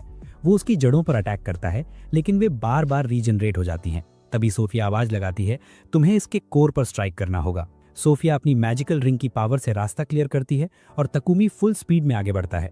हवा में ऊंची जंप लेते हुए वो 2 पावरफुल ब्लोज करता है। अंदर से मॉन्स्टर इग्नाइट हो जाता है और आग की लपटों में कोलैप्स हो जाता है। जलते हुए अवशेषों के बीच से एक स्ट्रेंज फ्रूट निकलता है। सोफिया एक्सप्लेन करती है, ये मिरेकल एप्पल है, जो भी इसे खाएगा उसका लेवल बूस्ट हो जाएगा। आखिरकार वे होरस पहुंचते हैं, जहां तकुमी गिल्ड के सामने अपना मिशन रिपोर्ट करता है। मिशन था खदान के अंदर काम कर रहे लोहारों को उन मॉन्स्टर्स से बचाना जो रेयर ओर्स निकालते वक्त केओस मचा रहे थे। हाथ में कुल्हाड़ी लेकर खदान में एंटर करते हुए तकुमी दीवारों पर वार करता है और तभी एक रेयर स्टोन अलग होकर गिरता है। उसके बगल में डुगम्बो को गहराई में दबी एक और वैल्यूएबल वेन दिखती है, लेकिन अचानक पूरी गुफा ट्रम्बल करने लगती है। जमीन फटती है और नीचे से मॉन्स्टर्स बाहर निकल आते हैं। सोफिया और मारिया तुरंत अपने वेपन्स निकाल लेती हैं, फाइट के लिए रेडी। लेकिन इससे पहले कि वे मूव करती, तकुमी लाइट मैजिक की एक इंटेंस ब्लास्ट छोड़ देता है। तेज रोशनी पूरी गुफा में फैल जाती है। मॉन्स्टर्स ब्लाइंड और स्टंड हो जाते हैं। मौका मिलते ही सोफिया अपनी तलवार से डिसाइसिव स्ट्राइक्स करती है। शॉक में डुगम्बो पूछता है, तुमने ये कैसे किया? तकुमी कामली जवाब देता है, ये बहुत सिंपल है। ये मॉन्स्टर्स अंडरग्राउंड रहते हैं, मतलब इन्हें लाइट से नफरत है। मुझे बस इनकी वीकनेस का फायदा उठाना था। हालांकि मारिया खदान में बिताए लॉन्ग आवर्स को लेकर कंप्लेन करती रहती है, लेकिन तकुमी बिना रुके आगे बढ़ता है और आखिरकार वे बोल्टन वापस लौट आते हैं। वहां पहुंचकर वो डुगम्बो की वर्कशॉप जाता है, जहां वे मेटल फोर्जिंग और फ्यूजन की बेसिक सीखता है। जमा की गई रेयर मटेरियल्स का इस्तेमाल करके वे पावरफुल वेपन्स और आर्मर बनाता है। अपने लिए वो एक मैजिकल बैटल आर्मर तैयार करता है, जो उसे इनसेन स्पीड देता है। हालांकि पहली टेस्ट में वो कंट्रोल खो देता है और सीधे दीवार से टकराता है। बाद में वो सोफिया और मारिया के लिए भी स्ट्रॉन्ग स्पीयर्स बनाता है, जिससे उनकी कॉम्बैट पावर और बढ़ जाती है। ग्रेटिट्यूड से भरी सोफिया सीरियस नजरों से उसकी तरफ देखती है। आज से मैं अपनी जान देकर भी तुम्हारी रक्षा करूंगी। अगर कोई थ्रेट आया तो मैं तुम्हारे लिए सब कुछ सैक्रिफाइस कर दूंगी। दूर से नॉन ये सब साइलेंटली देख रही थी। तकुमी की कांस्टेंट प्रोग्रेस देखकर उसके चेहरे पर सेटिस्फैक्शन झलकती है, लेकिन जब उसकी नजर बाकी 2 समन्ड हीरोज पर जाती है जिनकी तलवारें खून से सनी हुई थीं, तो उसका एक्सप्रेशन गंभीर हो जाता है और सिडोनिया में एलिजाबेथ राजा के पास खड़ी होकर कहती है, हीरोज अब रेडी हैं। राजा की आंखें जोश से चमक उठती हैं। खुद को तैयार करो, मैं अपने एम्पायर का फेट तुम्हारे हाथों में सौंपता हूँ। फिर कहानी बढ़ती है बारकोला किंगडम की तरफ, जिसके अंडर बोल्टन सिटी आती है। वहां सिडोनिया का एक रिप्रेजेंटेटिव राजा से रिक्वेस्ट करता है कि लाइट मैजिक की पावर रखने वाले तकुमी को उनके हवाले किया जाए। वो कहता है, हमें वो लड़का चाहिए जिसने अपने मैजिक से आपके सुअर साफ किए और सिटी को डिजीजेस से बचाया। ये लाइट मैजिक उसकी खुद की नहीं है, ये पावर हमारे चर्च के मैजिक किंग द्वारा दी गई थी। लेकिन बारकोला का राजा साफ मना कर देता है, न तकुमी को सौंपने के लिए, न उसके बारे में कोई जानकारी देने के लिए। सिडोनिया का दूत गुस्से से भर जाता है और थूकते हुए कहता है, तो हम तुम्हारे देश से अपने सारे मेजर्स वापस बुला लेंगे। इसी दौरान तकुमी पैपेक के साथ बैठा होता है। पैपेक उससे कहता है, तुम मेरे साथ बारकोला के राजा से मिलोगे, और क्योंकि मैं हर अपॉर्चुनिटी का फायदा उठाता हूँ, मैं चाहता हूँ कि तुम मेरे लिए एक बाथटब और रेफ्रिजरेटर बना दो। हम उन्हें गिफ्ट के तौर पर ले जाएंगे, शायद बदले में कुछ वैल्यूएबल मिल जाए। तकुमी ये बात सोफिया और मारिया से डिस्कस करता है। मैं इस मीटिंग को रिफ्यूज नहीं कर सकता। आखिरकार राजा ने मुझे सिडोनिया से बचाया और मेरे सीक्रेट को उजागर नहीं किया। लेकिन जर्नी शुरू करने से पहले वो पैपेक से कहता है कि डार्क एलिमेंट वाले मैजिकल स्टोन्स इकट्ठा करे। सोफिया कहती है, मैं उनसे तुम्हारे लिए क्लोक्स बनाऊंगी, ऐसे क्लोक्स जो पूरे रास्ते तुम्हें छिपाकर प्रोटेक्ट करेंगे। इसके बाद मारिया और सोफिया जर्नी के लिए फूड सप्लाईज तैयार करने शॉपिंग पर निकल जाती हैं। चलते चलते मारिया ने नोटिस किया कि सोफिया लगातार ताकुमी की ही बातें कर रही थी। कैसे उसने उनकी खातिर अपनी जान तक दांव पर लगा दी, कैसे हर हाल में उनका ख्याल रखा, और यहीं ऑलमोस्ट सडनली मारिया को पूरी सच्चाई समझ आ गई। सोफिया का दिल अब पूरी तरह ताकुमी के प्यार में डूब चुका था। उधर चर्च में ताकुमी नॉर्न से मिलने पहुंचा, वही देवी जिसने उसे इस दुनिया में समन किया था। वो उसके सामने प्रकट हुई और हल्के मजाक में बोली, तो तुम मुझसे मिलने एम्प्टी हैंडेड आ गए, कोई गिफ्ट भी नहीं? ताकुमी बस हल्के से मुस्कुरा दिया।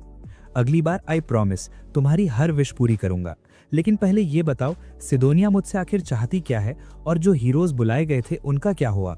नॉर्न ने बिल्कुल काम टोन में जवाब दिया, मैंने टाइम के साथ थोड़ा इंटरफेयर किया और तुम्हें उनसे पूरे 1 साल पहले बुला लिया। ताकुमी की आंखें चौड़ी हो गईं। क्या वे अभी तक इस दुनिया में आए ही नहीं हैं? नहीं, नॉर्न ने कहा, अभी कुछ और महीने लगेंगे। तो फिर? ताकुमी ने उलझन में पूछा, मुझे उनसे पहले क्यों बुलाया गया? नॉर्न के होठों पर एक मिस्टीरियस स्माइल आ गई। इतने सवाल पूछने की जरूरत नहीं है, टाइम आने पर तुम खुद समझ जाओगे। और हाँ, उसने हल्की चेतावनी दी, अगली बार बिना गिफ्ट लाए आने की हिम्मत मत करना। जैसे ही ताकुमी उस सपने से जागा, वो इस बात से थोड़ा हैरान था कि नॉर्न ने आगे कुछ भी एक्सप्लेन नहीं किया। फिर भी उसने मन ही मन सोचा, टाइम आने पर सब क्लियर हो जाएगा। और सच कहूं तो उसका उन दूसरे हीरो से मिलने का कोई खास इरादा भी नहीं था। घर लौटकर आखिरकार ताकुमी ने उन खास क्लोक्स को पूरा कर लिया। उनका मकसद बिल्कुल क्लियर था, राज्य में पहुंचते ही अपनी मौजूदगी छुपाना और बेवजह की परेशानियों से खुद को प्रोटेक्ट करना। फिर उसने कहा, मैं किराए की गाड़ी लेने के बजाय अपनी खुद की कैरेज बनाना चाहता हूँ।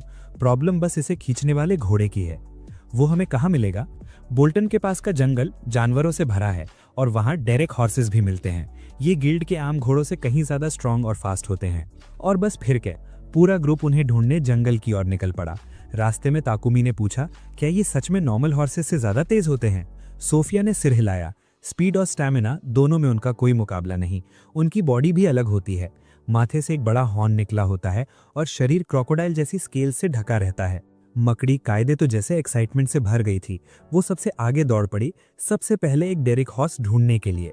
अचानक उनके सामने एक भयानक वुल्फ आ खड़ा हुआ।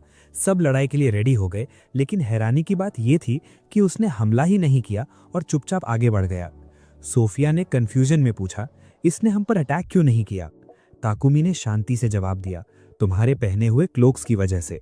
फिर उसने कहा, चलो इन्हें हटा देते हैं, इसकी जगह अपनी स्ट्रेंथ बढ़ाने के लिए थोड़ी ट्रेनिंग कर लेते हैं। कुछ ही देर में सोफिया साफ साफ बोर होने लगी। तभी उन्हें एक सूखा हुआ ट्री एंड ट्री मिला। सब सोच में पड़ गए, इसे यहाँ किसने छोड़ा होगा? ताकुमी ने बिना ज्यादा सोचे तय कर लिया कि वो इसी लकड़ी से अपनी कैरेज बनाएगा। दूसरी तरफ कायदे रास्ता भटक गई और उसने जमीन पर पड़ा एक घायल डेरेक हॉर्स देखा। जैसे ही वो मदद के लिए आगे बढ़ी, उस घोड़े ने अचानक उस पर हमला कर दिया, लेकिन कायदे फुर्ती से बच गई। शांत हो जाओ बेवकूफ, वो चिल्लाई, मैं तुम्हारी मदद करने आई हूँ। उसी पल उसके दिमाग में वो यादें लौट आईं, जब वो खुद घायल मकड़ी थी और ताकुमी ने उसे बचाकर ठीक किया था। लेकिन तभी उसके पीछे से 2 विशालकाय एंट्स निकल आए। कायदे ने गुस्से में फुफकारते हुए कहा, तो तुम ही हो जिन्होंने इसे चोट पहुंचाई है, और उन्हें धागों से बांध दिया। घोड़े ने जोरदार प्रहार किया और उन्हें मार डाला, मगर अगले ही पल और भी जायंट एंट्स चारों ओर से उमड़ पड़ी। कायदे ने तुरंत वेब से एक प्रोटेक्टिव आर्मर बुन लिया, खुद को और घोड़े को बचाने के लिए। मेरे मास्टर आएंगे, डरो मत। लेकिन एंट्स उसके धागों पर चढ़ने लगी, उन्हें कुतरने लगी। थकान अब उसके पूरे शरीर पर हावी हो चुकी थी। उसके मन में डर ने जगह बना ली। क्या वो मुझे भूल गया है? क्या मुझे छोड़ दिया गया है? क्या यही मेरा अंत है? और तभी अचानक ताकुमी उसके सामने प्रकट हुआ और हल्के से उसके ऊपर हाथ रख दिया। मुझे देर हो गई, सॉरी। कायदे फूट फूट कर रो पड़ी। तुम आ गए, तुम सच में मुझे बचाने आ गए। ताकुमी ने समझाया, हमें तुम्हारी पावर अचानक गायब होती महसूस हुई, इसीलिए हम तुम्हारे निशानों का पीछा करते हुए सीधे यहाँ पहुंच गए। वो घोड़े की तरफ मुड़ी। प्लीज इसे बचा लो, ये मर रहा है। ताकुमी आगे बढ़ा इलाज करने के लिए, लेकिन उस राक्षस ने उस पर भरोसा नहीं किया और उसे पीछे ढकेल दिया। सोफिया को साफ खतरा महसूस हुआ, और भी ज्यादा पावरफुल मॉन्स्टर्स आ रहे हैं, हमें अभी निकलना होगा। बिना वक्त गवाए ताकुमी ने कायदे और घोड़े को अपने डिमेंशनल स्पेस में भेज दिया, लेकिन इतने शक्तिशाली प्राणी को वहां रखने से उसकी एनर्जी तेजी से खत्म होने लगी। वो वहीं गिर पड़ा, बेहोश। सबने बहुत कोशिश की, लेकिन वो होश में नहीं आया। उसी वक्त सोफिया ने उसका हाथ थामते हुए कायदे से कहा, घोड़ा उसकी शक्ति खींच रहा है क्योंकि उसे उस पर भरोसा नहीं है। वेब से एक सेफ्टी लेयर बना दो, उसे सिक्योर महसूस कराओ। जब ये जागेगा तो सब ठीक कर पाएगा। जब ताकुमी ने आखिरकार आंखें खोली तो उसने देखा सोफिया उसके बगल में सो रही थी, अब भी उसका हाथ पकड़े हुए। पूरी ताकत जुटाकर उसने हाथ छुड़ाया, डिमेंशनल स्पेस खोला और फिर से घोड़े के पास पहुंचा। शांत हो जाओ, कायदे ने धीरे से कहा, ये मेरे गुरु हैं, जैसे इन्होंने पहले हमें हील किया था वैसे ही तुम्हें भी ठीक करेंगे।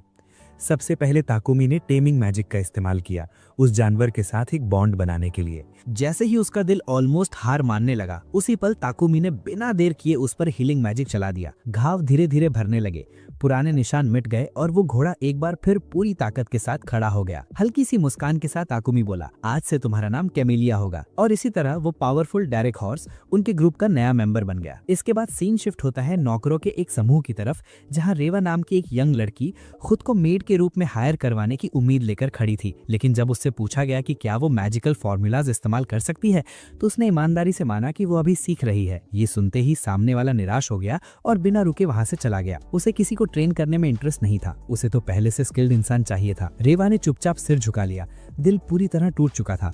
लेकिन कंपनी के मालिक ने उसे दिलासा देने की कोशिश की। उदास मत हो, उसने कहा, एक दिन कोई ऐसा जरूर आएगा जिसे सच में तुम्हारी जरूरत होगी। आंखों में आंसू लिए रेवा अपने कमरे में लौट गई। वहीं हमें पता चलता है कि वो काम की तलाश में अपनी माँ और छोटे भाई को पीछे छोड़कर आई थी। जाते वक्त उसने अपने भाई से माँ का ध्यान रखने को कहा था और वादा किया था, मैं खूब पैसे भेजूंगी। दूसरी तरफ ताकुमी अपना मैजिकल बाथरूम और टैप्स पूरा कर चुका था। इस बार उसने सफर के लिए एक नया कैरेज बनाने का फैसला किया और डिगाम्बो नाम के ब्लैकस्मिथ को कैमेलिया के लिए नए हॉर्स शूज बनाने में मदद के लिए बुलाया। गिल्ड जाते वक्त ताकुमी ने एक एडवेंचरर को गिल्ड मास्टर से जंगल में दिखे एक स्ट्रेंज मॉन्स्टर के बारे में बात करते सुना। एक रफ स्केच दिखाया गया, लेकिन कोई भी उस क्रीचर को पहचान नहीं पाया। जब सबने ताकुमी से पूछा कि वो क्यों आया है, तो उसने कैजुअली कहा, मैं अपने पेट हॉर्स का रजिस्ट्रेशन कराने आया हूँ। जैसे ही उसने कैमेलिया को बुलाया, वहाँ मौजूद सब लोग शॉक में आ गए। जिस मॉन्स्टर की बात हो रही थी वही उनकी आंखों के सामने खड़ा था। गिल्ड मास्टर के चेहरे पर शॉक और एंगर साफ दिख रहा था, जैसे वो अभी ताकुमी पर झपट पड़ेगा। उधर मार्केट में मरिया और सोफिया परेशान थी। हम ताकुमी को रोज अकेले काम करने के लिए नहीं छोड़ सकते, मरिया बोली। ऐसे ही चलता रहा तो वो बेहोश हो जाएगा। जब वे डिगाम्बो की वर्कशॉप पहुंची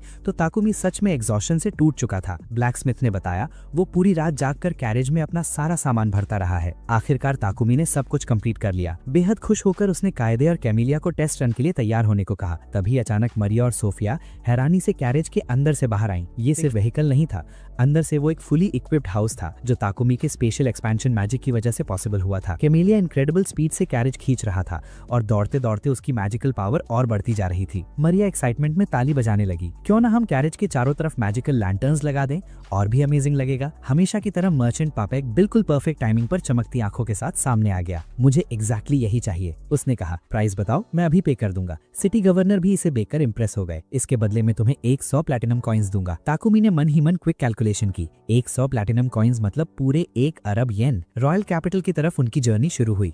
रास्ते में गवर्नर ने वार्निंग दी कि अब ताकुमी फेमस हो चुका है और इसी वजह से वो टारगेट बन गया है। खासकर सिडोनिया एम्पायर से हमें सावधान रहना होगा, वे उसे चैन से नहीं बैठने देंगे। हैरानी की बात यह थी कि रास्ते में एक भी मॉन्स्टर नहीं मिला। वजह साफ थी कि मरिया, कायदे और कैमेलिया पहले ही सबको साफ कर चुके थे। लायंस फैंग टीम के एडवेंचरर्स बड़बड़ाने लगे, हमारे लिए करने को कुछ बचा ही नहीं, इनके साथ सफर करना बेकार है। वहां पहुंचकर ताकुमी को पता चला कि 5 दिन बाद उसकी मुलाकात राजा से होगी। इस बीच उसने सोफिया और मरिया के साथ आराम किया, जिन्होंने प्यार भरी डांट लगाई। तुमने खुद पर बहुत ज्यादा बर्डन डाल लिया है, अगर ऐसे ही करते रहे तो मर जाओगे, उन्होंने कहा। तुम्हें एल्केमी और मैजिकल क्राफ्टिंग में हेल्प करने के लिए किसी की जरूरत है। इसी वजह से ताकुमी सर्वेंट्स ऑफिस पहुंचा। मुझे एल्केमी में असिस्ट करने के लिए मैजिकल एप्टीट्यूड वाला कोई चाहिए। उधर सोफिया और मरिया गार्डन में टहल रही थी। तभी उन्होंने देखा कि कायदे कहीं गायब है। उसी वक्त सोफिया की नजर रेवा पर पड़ी, जो स्पाइडर के डर से जमीन पर दुबकी हुई थी। सोफिया ने जल्दी से उसके पास जाकर हाथ से गिरी मैजिकल बुक उसे लौटा दी। ध्यान से देखने पर समझ आया कि वो एल्केमी से रिलेटेड थी। बाद में ताकुमी की मुलाकात रेवा से हुई।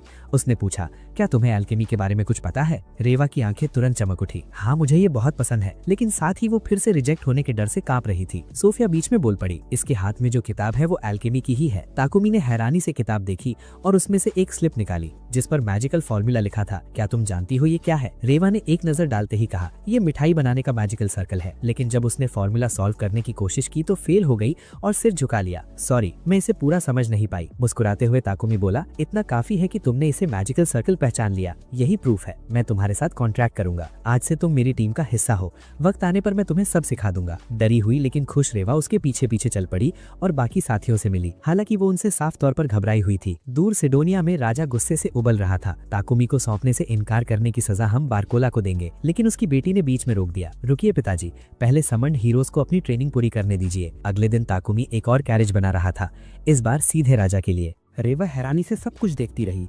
उसका दिल तेजी से धड़क रहा था जब उसने देखा कि ताकुमी जादुई टूल्स और रेयर मटेरियल्स के साथ कितनी सहजता से काम करता है। उसी पल उसने मन ही मन ठान लिया, एक दिन मैं भी बिल्कुल उसके जैसी बनूंगी। जब रथ पूरी तरह तैयार हो गया, ताकुमी शांत भाव से वही खड़ा इंतजार कर रहा था। तभी बारकोला के गवर्नर हैरानी से आगे बढ़े। वाह, ये रथ तो कमाल का है। हाँ, ताकुमी ने हल्की सी प्राइड के साथ कहा, इसे मैंने राजा के लिए बनाया है। उसी वक्त एक गहरी लेकिन शांत आवाज गूंजी, तुम्हारी क्षमताएं मुझे जो बताया गया था उससे कहीं ज्यादा हैं। ताकुमी वहीं ठिठक गया। उसके सामने खड़ा इंसान कोई और नहीं, खुद राजा था। उसे तब तक एहसास भी नहीं हुआ था जब तक पोपेक और नगर राज्यपाल ने सम्मान में सिर नहीं झुका दिया। ताकुमी के दिमाग में सवालों की बाढ़ आ गई। राजा यहाँ मुझसे मिलने, बिना महल बुलाए? राजा हल्की मुस्कान के साथ बोले, मुझे ज्यादा फॉर्मल चीजें पसंद नहीं, मैं एल्केमिस्ट ताकुमी से सीधे मिलना चाहता था। फिर मुस्कुराते हुए शहर के सीवर्स मुंह साफ करने वाले जादुई उपकरणों के बदले उन्होंने उसे एक बड़ा इनाम सौंपा। ताकुमी के जाने के बाद राजा ने अपने सहायकों को बुलाया और गंभीर स्वर में कहा, ताकुमी से जुड़ी हर जानकारी पूरी तरह सीक्रेट रहेगी, क्योंकि जितनी तेजी से उसकी फेम बढ़ रही थी उतनी ही तेजी से खतरा भी उसके करीब आ रहा था। इसी बीच ताकुमी ने आखिरकार पोपेक से किराए पर लिया हुआ घर पूरी कीमत देकर खरीद लिया। और अब कहानी मुड़ती है सिडोनिया किंगडम की तरफ, जहां शाही जासूस ताकुमी के प्यूरिफिकेशन डिवाइसेस चुराने में कामयाब हो चुके थे। साफ था, इसके पीछे चर्च ऑफ लाइट था। वे आग बबूला थे। बिना एक सिक्का दिए किसी ने उनका पूरा बिजनेस छीन लिया था, और जैसे ही उन्हें पता चला कि वो लड़का बोल्टन में रहता है, बदले की प्लानिंग शुरू हो गई। उधर ताकुमी रेवा को गिल्ड लेकर गया ताकि उसे ऑफिशियली अपनी टीम में रजिस्टर करा सके। क्लर्क ने पूछा, क्या आपकी पार्टी का कोई नाम नहीं है? ताकुमी ने हल्का सा माथा से कोड़ा। आप लायंस फैंग की बात कर रहे हैं? उसने साफ कर दिया कि उसे लड़ाइयों में खास इंटरेस्ट नहीं है। उसका असली सपना एक एल्केमिस्ट बनना है। तभी गिल्ड मास्टर सामने आया। साफ दिख रहा था कि वो नाराज है। तुम्हें अपनी पार्टी का नाम रखना ही होगा, उसने सख्ती से कहा, खासतौर पर जब तुम्हारी टीम इस गिल्ड की सबसे पावरफुल टीम्स में गिनी जाती है। इसके बाद गिल्ड मास्टर ने खुद ताकुमी की ट्रेनिंग संभाली, बिना दया के उसे पटकना, गिराना, ब्रूटल ड्रिल्स करवाना, जब तक उसका शरीर मजबूत और उसका हौसला अडिग नहीं हो गया। और तभी फिर से वही सवाल, पार्टी का नाम चुनो। लेकिन एक एल्केमिस्ट जो ज्यादातर समय बाथटब्स और पाइपलाइंस बनाने में बिताता था, उसने आधा मजाक आधी जिद में अपनी टीम का नाम टैप या टॉयलेट रखने की सोच ली। वो लहूलुहान हालत में लौटा, मुश्किल से खड़ा हो पा रहा था। सोफिया ने जैसे ही उसे देखा, उसकी आंखों में गुस्से की आग जल उठी। वो तय कर चुकी थी, गिल्ड मास्टर ने ताकुमी पर हाथ उठाया है तो वो उसे जिंदा नहीं छोड़ेगी। दृश्य फिर सिडोनिया लौटता है, जहां समन हीरोज अब इतने ताकतवर हो चुके थे कि अपने मेंटर्स से भी आगे निकल गए थे। लेकिन तीसरी हीरो अकाने बेचैनी से सब देख रही थी। लड़के पावर के नशे में एरोगेंट होते जा रहे थे। इस बदलाव से परेशान होकर उसने सिडोनिया के इतिहास को खंगालना शुरू किया, इस ट्रांसफॉर्मेशन की जड़ जानने के लिए। बोल्टन वापस आकर ताकुमी ने रेवा को एक मैजिकल रिंग दी, वैसी ही जैसी उसने सोफिया और मारिया को दी थी। नरमी से बोला, ये तुम्हें अपनी मैजिक कंट्रोल करने में मदद करेगी। उसने ट्रेंट से उसके लिए एक मैजिकल स्टाफ भी बनाई। फिर वो दोबारा गिल्ड मास्टर के पास लौटा और भी कठोर ट्रेनिंग के लिए। तुम्हें अपना शरीर और मजबूत करना होगा, गिल्ड मास्टर गरजा। तुम्हारी कमजोरियां अभी भी बहुत हैं, और पार्टी का नाम भी। एक दिन फिर गिल्ड में क्लर्क उसके पास आया। एक नया एस्कॉर्ट मिशन है, इंटरेस्टेड? ताकुमी ने थकी सी सांस ली। 4 दिन की यात्रा होगी, क्या सिर्फ मैं ही फ्री हूं? जब बताया गया कि लायंस फैंग पहले से बिजी है, तो ताकुमी एक साथी के साथ केल्बो सिटी के लिए निकल पड़ा, जो अपने फेमस चीज के लिए जाना जाता है। ये सुनते ही उसका दिल खुशी से उछल पड़ा। चीज, वही स्वाद जो मेरी पुरानी दुनिया में था। रास्ते में उन्होंने देखा ड्वार्फ्स का एक ग्रुप वाइल्ड वुल्फ से लड़ रहा था, लेकिन इससे पहले कि लड़ाई आगे बढ़ती, कैमिलिया ने एक जोरदार वार किया और सब कुछ पल भर में खत्म हो गया। केल्बो पहुंचते ही ताकुमी ने आखिरकार उस चीज का स्वाद लिया जिसका वो इंतजार कर रहा था। लेकिन दिल यही नहीं भरा, अब उसे राइस और फिश की क्रेविंग होने लगी। सोफिया ने बताया कि बोल्टन में राइस मिल जाते हैं, और ताकुमी की खुशी का ठिकाना नहीं रहा। मन ही मन उसने सोचा, ऐसे में मुझे अपने पुराने संसार में लौटने की कोई जरूरत नहीं है। सोफिया की तरफ देखकर उसने धीरे से पूछा, क्या तुम्हें कभी अपने पुराने संसार की याद नहीं आती? सोफिया ने हल्की मुस्कान के साथ सिर हिलाया। नहीं, तुम्हारे साथ रहकर मैं खुश हूं। मैं पिंजरे में बंद एक पक्षी थी, अब पिंजरा खुल चुका है और मुझे उड़ने का मौका मिला है। उसकी बातों से ताकुमी मुस्कुरा उठा। तो तय रहा, उसने कहा, हमारी टीम का नाम होगा विंग्स, और इसे मैं नॉर्न के नाम से जोड़ूंगा, उसी सॉर्सरेस के नाम से जिसने मुझे यहां बुलाया। अब से हम होंगे नॉन्स विंग्स। बोल्टन लौटे हुए 2 दिन ही हुए थे कि जैसे ही ताकुमी अपने घर में दाखिल हुआ, उसे एक अजीब सी बेचैनी महसूस हुई। हवा में कुछ गलत था और तभी एक लकवा मार देने वाली गैस पूरे घर में फैल गई। 2 मास्क्ड सिलुएट्स अचानक सामने आए और पलक झपकते ही उन्होंने सोफिया और मरिया को जकड़ लिया, उन्हें हॉस्टेज बना लिया। उन्हीं में से एक मास्क्ड आदमी तकुमी पर झपटा, सीधा लीथल स्ट्राइक करने के इरादे से। लेकिन वार पड़ने से ठीक पहले स्पाइडर कायदे ने बीच में कूदकर उसके हाथ पर जोरदार वार किया और हथियार छीन लिया। बिना एक पल गवाए तकुमी ने उस आदमी के पेट में ब्रूटल पंच मारा, जिससे वो तड़पता हुआ जमीन पर गिर पड़ा। दूसरा हमलावर उसे खत्म करने आगे बढ़ा, लेकिन तकुमी ने उसे पकड़कर पूरी ताकत से जमीन पर पटक दिया। कोई हेजिटेशन नहीं, तकुमी ने तुरंत हीलिंग स्पेल चैंट किया और वहां मौजूद सबके घाव भर दिए। सोफिया का चेहरा अपराध बोध से भर गया। उसने सिर झुकाकर कहा, मैं अलर्ट में ही थी, मुझे पहले ही समझ जाना चाहिए था। सभी हैरान थे, जहर सूंघने के बाद भी तकुमी बेहोश क्यों नहीं हुआ? उसने शांति से जवाब दिया, मुझ में और कायदे दोनों में पॉइजन रेजिस्टेंस है। उसी पल गिल्ड मास्टर गंभीर एक्सप्रेशन के साथ वहां पहुंचे। हमें इस इंसिडेंट की सूचना गवर्नर को देनी होगी। साफ है कि कुछ लोग तुम्हें चैन से नहीं रहने देना चाहते। तकुमी बोल्टन के गवर्नर से मिलने गया और वहीं सच्चाई सामने आई। मास्क्ड लोग सिडोनिया एम्पायर के अधीन चर्च ऑफ लाइट के एजेंट्स थे और सबसे डरावनी बात, उनका मकसद चोरी नहीं, सीधा असैसिनेशन था। कभी चर्च के मेज सुअर क्लीनिंग मोनोपोली से बेहिसाब मुनाफा कमाते थे, लेकिन जब तकुमी के प्योरिफिकेशन टूल्स ने उनका धंधा खत्म कर दिया तो गुस्से में उन्होंने उसे मारने का फैसला कर लिया। तकुमी ने भारी मन से पूछा, अब मुझे क्या करना चाहिए? क्या मुझे किसी और देश में भाग जाना चाहिए? गवर्नर ने उसे भरोसा दिलाया, बोल्टन में ही रहो, गिल्ड के साथ हम तुम्हारी प्रोटेक्शन करेंगे। तकुमी के दिमाग में उथल पुथल मची थी। सोफिया, मरिया और रीवा तीनों की चिंता उसे खाए जा रही थी। मेरी वजह से उनकी जान खतरे में है, अगर वे मेरे साथ रही तो। गिल्ड पहुंचकर उसने अपनी पार्टी का नाम ऑफिशियली विंग्स ऑफ नॉन रखा। घर लौटकर उसने सबको इकट्ठा किया। हमें इस जगह को पूरी तरह सिक्योर करना होगा। उसी शाम उसने एक मैसिव मैजिकल सिक्योरिटी बैरियर बनाना शुरू किया, ऐसा स्पेल जो किसी भी इंट्रूडर को अंदर आने से रोक दे। अगली सुबह तक पूरी हवेली सील्ड होने वाली थी। सुबह तकुमी ने सोफिया और रीवा से मेटल प्लेट्स पर मैजिकल इंस्क्रिप्शंस उकेरने में मदद मांगी, ताकि उन्हें हवेली के चारों ओर लगाकर बैरियर एक्टिवेट किया जा सके। उधर कायदे और कमेलिया का सामना तकुमी द्वारा बनाए गए एक गोलम से हुआ, लेकिन वो इनकम्प्लीट था। तकुमी की कंट्रोल एबिलिटी अभी भी अनस्टेबल थी। इंस्क्रिप्शन पूरा होने के बाद तकुमी ने उन्हें जोड़कर एक पावरफुल स्पेल बनाया और स्टेट के चारों ओर एक्टिवेट कर दिया।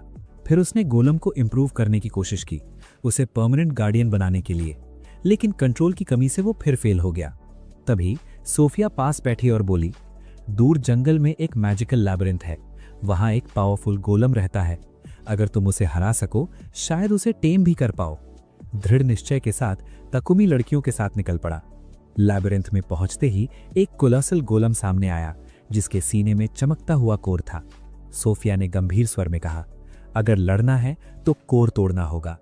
तकुमी ने सिर हिलाया, मैं इसे मारना नहीं चाहता, मैं इसे टेम करना चाहता हूं।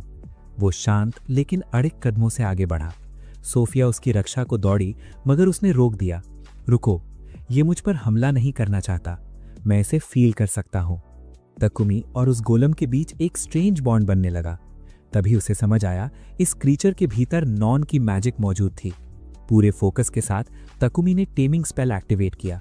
राहत की बात, स्पेल सफल रहा, लेकिन नई प्रॉब्लम सामने आई। इतने बड़े गोलम को शहर कैसे ले जाएं? तभी गोलम खुद श्रिंक होने लगा, इतना छोटा कि उनके साथ चल सके। वर्कशॉप लौटकर तकुमी ने अपने नए साथी के लिए स्पेशल आर्मर बनाया और उसका नाम रखा टाइटन। आर्मर पहनते ही टाइटन की पावर कई गुना बढ़ गई और पहली बार वो बोल भी सका। इतना ही नहीं, तकुमी ने एक जाइंट एक्सो आर्मर भी डिजाइन किया, जिसमें टाइटन फिट होकर डबल साइज और स्ट्रेंथ पा सकता था। बाद में तकुमी ने सबको बुलाया, मैं तुम सबको हमारे कॉन्ट्रैक्ट से फ्री करना चाहता हूं, मेरे साथ रहना डेंजरस है। कमरा शांत हो गया। फिर एक एक करके सबने मना कर दिया। किसी ने भी उसे छोड़ना नहीं चाहा। हर किसी ने अपना दिल उसे सौंप दिया था। पास ही टाइटन अपने नए आर्मर में गर्व से चमक रहा था, अपनी नई वॉइस और पावर से खुश। दूर नॉन चुपचाप तकुमी को देख रही थी। उसकी मेड घबराई हुई आवाज में बोली, माय क्वीन, मुझे एक डार्क प्रेजेंस का एहसास हो रहा है। मुझे डर है कहीं कोई बड़ा युद्ध आने वाला है। बोल्टन के अधीन एक गरीब गांव में डिस्पेयर फैल चुका था। नोबल्स ने विलेजर्स पर भारी कर्ज लाद दिया और उन्हें छोड़कर भाग गए। कोई रास्ता न देख लोग गांव बेचकर जाने को मजबूर थे। आखिरकार उन्होंने फिर तकुमी से मदद मांगी। उसी वक्त तकुमी एडवेंचर्स गिल्ड में अपनी पार्टी को ऑफिशियली रजिस्टर करने के बाद अपनी पहली लैबिरिंथ चैलेंज की तैयारी कर रहा था। वो और लड़कियां एक विशाल मॉन्स्टर इन्फेस्टेड जंगल में दाखिल हुईं। उन्होंने बिना थके लड़ाई लड़ी और जो भी उनके रास्ते में आया सबको गिराते चले गए। ऊंचे ऊंचे पेड़ों की वजह से विजिबिलिटी काफी कम थी, फिर भी कायदे बिना रुके ऊपर चढ़ गई ताकि आगे का सीन साफ दिख सके और हर एनिमी तक टीम को गाइड कर सके। और ऑनेस्टली उसकी वजह से सब कुछ स्मूथ चलता गया। मिलकर उन्होंने रास्ते में आने वाले हर मॉन्स्टर को खत्म किया और धीरे धीरे उस पाथ तक पहुंच गए जो सीधे लैबिरिंथ के मास्टर तक जाता था। लेकिन रास्ता आसान नहीं था, पूरा कॉरिडोर ट्रैप से भरा हुआ था। जैसे ही ताकुमी ने गलती से एक बटन दबाया, अचानक एक विशाल रॉक तेजी से उनकी ओर लुढ़कने लगी। भागो! सब एक साथ चिल्लाए और बिना पीछे देखे दौड़ पड़े। आखिरी पल में वे एक सुरंग में कूद गए और लिटरली डेथ के बिल्कुल करीब जाकर बच निकले। और यहीं से माहौल और इंटेंस हो जाता है क्योंकि सामने था लैबिरिंथ का मास्टर, एक विशाल एस रैंक ड्रैगन। उसकी प्रेजेंस ही इतनी ओवरवेलमिंग थी कि दिल अपने आप भारी हो गया। प्लान सिंपल था, सब अलग अलग डायरेक्शंस में बढ़ गए ताकि उसका ध्यान बट सके। ताकुमी ने कायदे और टाइटन को आवाज दी, उसकी टेल पकड़ो, उसे ग्राउंड पर दबाए रखो। दोनों ने पूरी ताकत लगाकर ड्रैगन को रोके रखा और उसी पल ताकुमी और बाकी लोग अपने मैजिकल रिंग्स और वेपन्स के साथ कंबाइंड अटैक करने लगे। ड्रैगन गुस्से से दहाड़ उठा, पूरी भूल भुलैया गूंज गई, लेकिन वो अभी भी गिरने को तैयार नहीं था। एक ही ब्रूटल स्ट्राइक में उसने टाइटन को हिट किया और दूर फेंक दिया। सोफिया चिल्लाई, इसकी वीकनेस इसके विंग्स हैं। ताकुमी ने बिना सोचे कमेलिया को बुलाया और अपने हॉर्स को आगे बढ़ने का सिग्नल दिया। एक लाइटनिंग फास्ट मूवमेंट के साथ कमेलिया ने ड्रैगन के पंख पर सीधा वार किया। मौका मिलते ही ताकुमी तेजी से आगे बढ़ा, लेकिन तभी ड्रैगन का मुंह आग से चमक उठा। वो एक डेवास्टेटिंग फायरबॉल छोड़ने वाला था। उसी पल ताकुमी के दिमाग में एक आइडिया चमका। उसने अपनी स्वॉर्ड में एनर्जी फ्लो की, उसे इलेक्ट्रिकली चार्ज किया और सीधे ड्रैगन के मुंह में घुसा दिया। फायरबॉल ड्रैगन के गले के अंदर ही एक्सप्लोड हो गया। अंदर से ही वो मॉन्स्टर टूट गया और आखिरकार जमीन पर ढह गया। सब कुछ एक पल के लिए शांत हो गया और फिर उनके सामने एक चमकता हुआ ट्रेजर प्रकट हुआ। लूट के बीच ताकुमी को एक रेयर स्टोन मिला, ऐसी मटेरियल जो फ्यूचर में काउंटलेस एल्केमिकल मिरेकल्स को पावर दे सकती थी। वापस लौटने पर सिटी लॉर्ड गॉडविन ने ताकुमी को बुलाया। उन्होंने गंभीरता से पूछा, क्या तुम अपनी अर्थ बेस्ड मैजिक से उस जमीन को तैयार कर सकते हो जहां रेफ्यूजीज को बसाया जाएगा? वो जगह बैरन है, रिसोर्सेज कुछ भी नहीं है। अगर ऐसे ही छोड़ दिया गया तो उन्हें बहुत स्ट्रगल करना पड़ेगा। ताकुमी ने बिना हेजिटेशन हामी भर दी। कुछ ही समय बाद जब रेफ्यूजीज वहां पहुंचे तो वे शॉक में रह गए। उस जमीन के चारों ओर पहले से ऊंची ऊंची वॉल्स खड़ी थीं, ताकुमी के मैजिक से बनी हुई। एक फोर्ट्रेस जो उनके नए घर को बाहर घूम रहे खतरों से बचाने के लिए तैयार था। ताकुमी ने उनसे मिलकर कामली समझाया, ये दीवारें मैंने तुम्हें मॉन्स्टर से बचाने के लिए बनाई हैं। अब ये जगह पूरी तरह रेडी है, तुम्हें जो भी चाहिए सब मौजूद है। गार्ड्स के लिए तक एक शानदार रेसिडेंस बना दिया गया था। नई सेटलमेंट इतनी परफेक्टली प्लान्ड थी कि बोल्टन के लोग भी सीक्रेटली जेलस हो गए। कुछ ने तो मजाक मजाक में ये तक कह दिया कि काश उनके अपने घर ही नष्ट हो जाएं ताकि वे भी ताकुमी के बनाए शहर में रह सकें। इसी दौरान सोफिया की मुलाकात गांव की एक यंग वुमन से हुई जो अपने पति को खोने के बाद अकेली आई थी। सोफिया ने सॉफ्टली कहा, अकेले फार्मिंग करना तुम्हारे लिए मुश्किल होगा। अगर तुम्हारे पास कोई और स्किल है तो हम तुम्हें दूसरा काम दिला सकते हैं। मैं अपने मास्टर से बात करती हूँ। महिला ने जवाब दिया कि उसका मास्टर कोई और नहीं बल्कि ताकुमी ही है, वही इंसान जिसने पूरा शहर बनाया। इसलिए सोफिया उसे ताकुमी के पास ले गई। उसका नाम मनी था। ताकुमी ने कहा, मुझे यहाँ किसी ऐसे इंसान की जरूरत है जो इस जगह को मैनेज कर सके। लेकिन अपने लॉस के बाद मनी पूरी तरह टूट चुकी थी। उसने ऑफर ठुकरा दिया और अकेले ही जंगल में भटकने का फैसला कर लिया। कुछ ही देर में खबर आ गई, मॉन्स्टर्स इकट्ठा हो रहे हैं और शहर पर अटैक होने वाला है। गेट्स तुरंत बंद कर दिए गए, सब बैटल रेडी हो गए। लेकिन प्रॉब्लम ये थी कि मनी जब लौटी तो गेट्स पहले से बंद थे, वो बाहर ही फंस गई थी। ताकुमी को जल्द ही विलेजर से पता चला कि मनी मिसिंग है। जंगल में दो वुल्फ्स धीरे धीरे उसके करीब आ रहे थे। लास्ट मोमेंट पर ताकुमी दौड़ता हुआ पहुंचा, उसे पकड़कर खींचा और सेफ जगह पर ले आया। अपनी कुल्हाड़ी के एक ही स्ट्राइक में उसने उन दरिंदों को ढेर कर दिया। सच में तुम कितनी मूर्ख हो, उसने गुस्से में डांटा। क्या मैंने तुम्हें यहीं रुकने को नहीं कहा था? मनी बस उसे बड़ी बड़ी चमकती आंखों से देखती रह गई। उसके दिल में एक ही ख्याल था, यही वो सच्चा हीरो है जिसकी मैं तलाश कर रही थी। आंसुओं के साथ उसने माफी मांगी, अपनी गलती और शहर की सुरक्षा छोड़कर भाग जाने की। इसी दौरान सुडोनिया किंगडम के रॉयल कोर्ट में अचानक टेंशन फैल जाती है। बारकोला बॉर्डर्स के पास एक नए फोर्टिफाइड सिटी के बनने की खबर आग की तरह फैल चुकी थी, जो सिक्योरिटी और इंफ्रास्ट्रक्चर दोनों में ऑलमोस्ट परफेक्ट था। जैसे ही राजा को पता चलता है कि इसे बोल्टन से जुड़े किसी व्यक्ति ने बनवाया है, उसका गुस्सा फूट पड़ता है और उसका शक सीधे एल्केमिस्ट तकुमी पर जाकर टिक जाता है। माहौल गर्म होता देख प्रिंसेस बीच में आकर उन्हें काम करने की कोशिश करती है। डोंट वरी फादर, सब कुछ कंट्रोल में है, समनिंग रिचुअल ऑलमोस्ट कंप्लीट हो चुका है। और तभी अचानक रिचुअल की मैजिकल एनर्जी एक मैसिव वेव की तरह पूरे देश में फैल जाती है, इतनी पावरफुल कि तकुमी और उसके सारे कंपेनियंस भी इसे इंस्टेंटली फील कर लेते हैं। तकुमी एक पल के लिए फ्रीज हो जाता है क्योंकि उसे नॉन के वर्ड्स याद आ जाते हैं, आई मेस्ड विद टाइम और तुम्हें सबसे 1 साल पहले समन कर लिया। यही उसे रियलाइज होता है कि इस दुनिया में आए हुए पूरा 1 साल बीत चुका है। सुडोनिया में एलिजाबेथ न्यूली समन्ड हीरोज का स्वागत कर रही होती है। उसी वक्त दूर से नॉन उन्हें ऑब्जर्व कर रही थी। उसकी आंखों में साफ बेचैनी झलक रही थी। उसकी मेड हैरानी से बोल उठती है, इतने कम समय में they reached rank A. Non के होंठ हल्के से सिकुड़ जाते हैं। उसे अंदर ही अंदर सब समझ आ रहा था। ये हीरोज किसी नॉर्मल मिशन के लिए नहीं बल्कि किसी कैटास्ट्रोफिक इवेंट की तैयारी कर रहे थे। सारे हीरोज एलिजाबेथ के सामने इकट्ठा होते हैं और एलिजाबेथ उन्हें गर्व भरी मुस्कान के साथ देखती है। अब तुम रेडी हो, अब वक्त आ गया है दुनिया को अपनी पावर दिखाने का। उनकी आंखों में एक्साइटमेंट चमक उठती है। डोंट वरी एलिजाबेथ, हम सुडोनिया का फ्लैग सबसे ऊपर ले जाएंगे और दुनिया को दिखा देंगे कि रियल हीरोज कौन होते हैं। जब वे आकने से पूछते हैं कि क्या वो साथ चलेगी तो वो मुस्कुराते हुए हाँ कह देती है, अपने डाउट्स को छुपाते हुए। अगर मैंने मना किया तो ये मुझ पर शक करेंगे, वो मन ही मन सोचती है। दूसरी तरफ बोल्टन बॉर्डर्स के पास तकुमी द्वारा बसाई गई सेटलमेंट में लाइफ पूरी तरह फ्लरिश कर रही थी। विलेजर्स, ब्लैकस्मिथ, क्राफ्ट्समैन और फार्मर्स बनकर काम कर रहे थे। सिटी में हर तरफ मूवमेंट और एनर्जी थी और उन्हें प्रॉस्पर करते देख तकुमी का दिल क्वाइटली प्राउड हो उठता है। फॉरेस्ट में सोफिया फुल फोकस के साथ ट्रेनिंग कर रही थी, एक के बाद एक मॉन्स्टर्स को गिराते हुए। तभी स्पाइडर कायदे को कुछ स्ट्रेंज महसूस होता है। वो तुरंत भागकर तकुमी के पास आती है। ट्रेनिंग के दौरान एक वियर्ड मॉन्स्टर दिखाई दिया, वो बताती है। वो लिजर्ड जैसा था और ऐसा क्रीचर इस फॉरेस्ट में होना ही नहीं चाहिए। ये पहली बार है जब मैंने ऐसा कुछ देखा, वो जोड़ती है। सब मिलकर सोचने लगते हैं कि नॉन नेटिव मॉन्स्टर्स अचानक क्यों दिखने लगे। एक ही क्लू सामने आता है, 3 महीने पहले महसूस की गई वही मिस्टीरियस मैना सर्च। तकुमी अपनी मुट्ठियां भींच लेता है। नॉन सही थी, इसका कनेक्शन हीरोज के समनिंग से है। उसके मन में चिंता बैठ जाती है, आखिर समन्ड हीरोज क्या प्लान कर रहे हैं। उसी शाम एक रॉयल गार्ड आता है और तकुमी को नए मिशन के लिए बुलाता है। रूमर्स हैं कि सुडोनिया में हीरोज का एक ग्रुप दिखाई दिया है, गार्ड बताता है। तकुमी गंभीरता से सिर हिलाता है। लगभग 3 महीने पहले। गार्ड चौंक जाता है। आपको कैसे पता?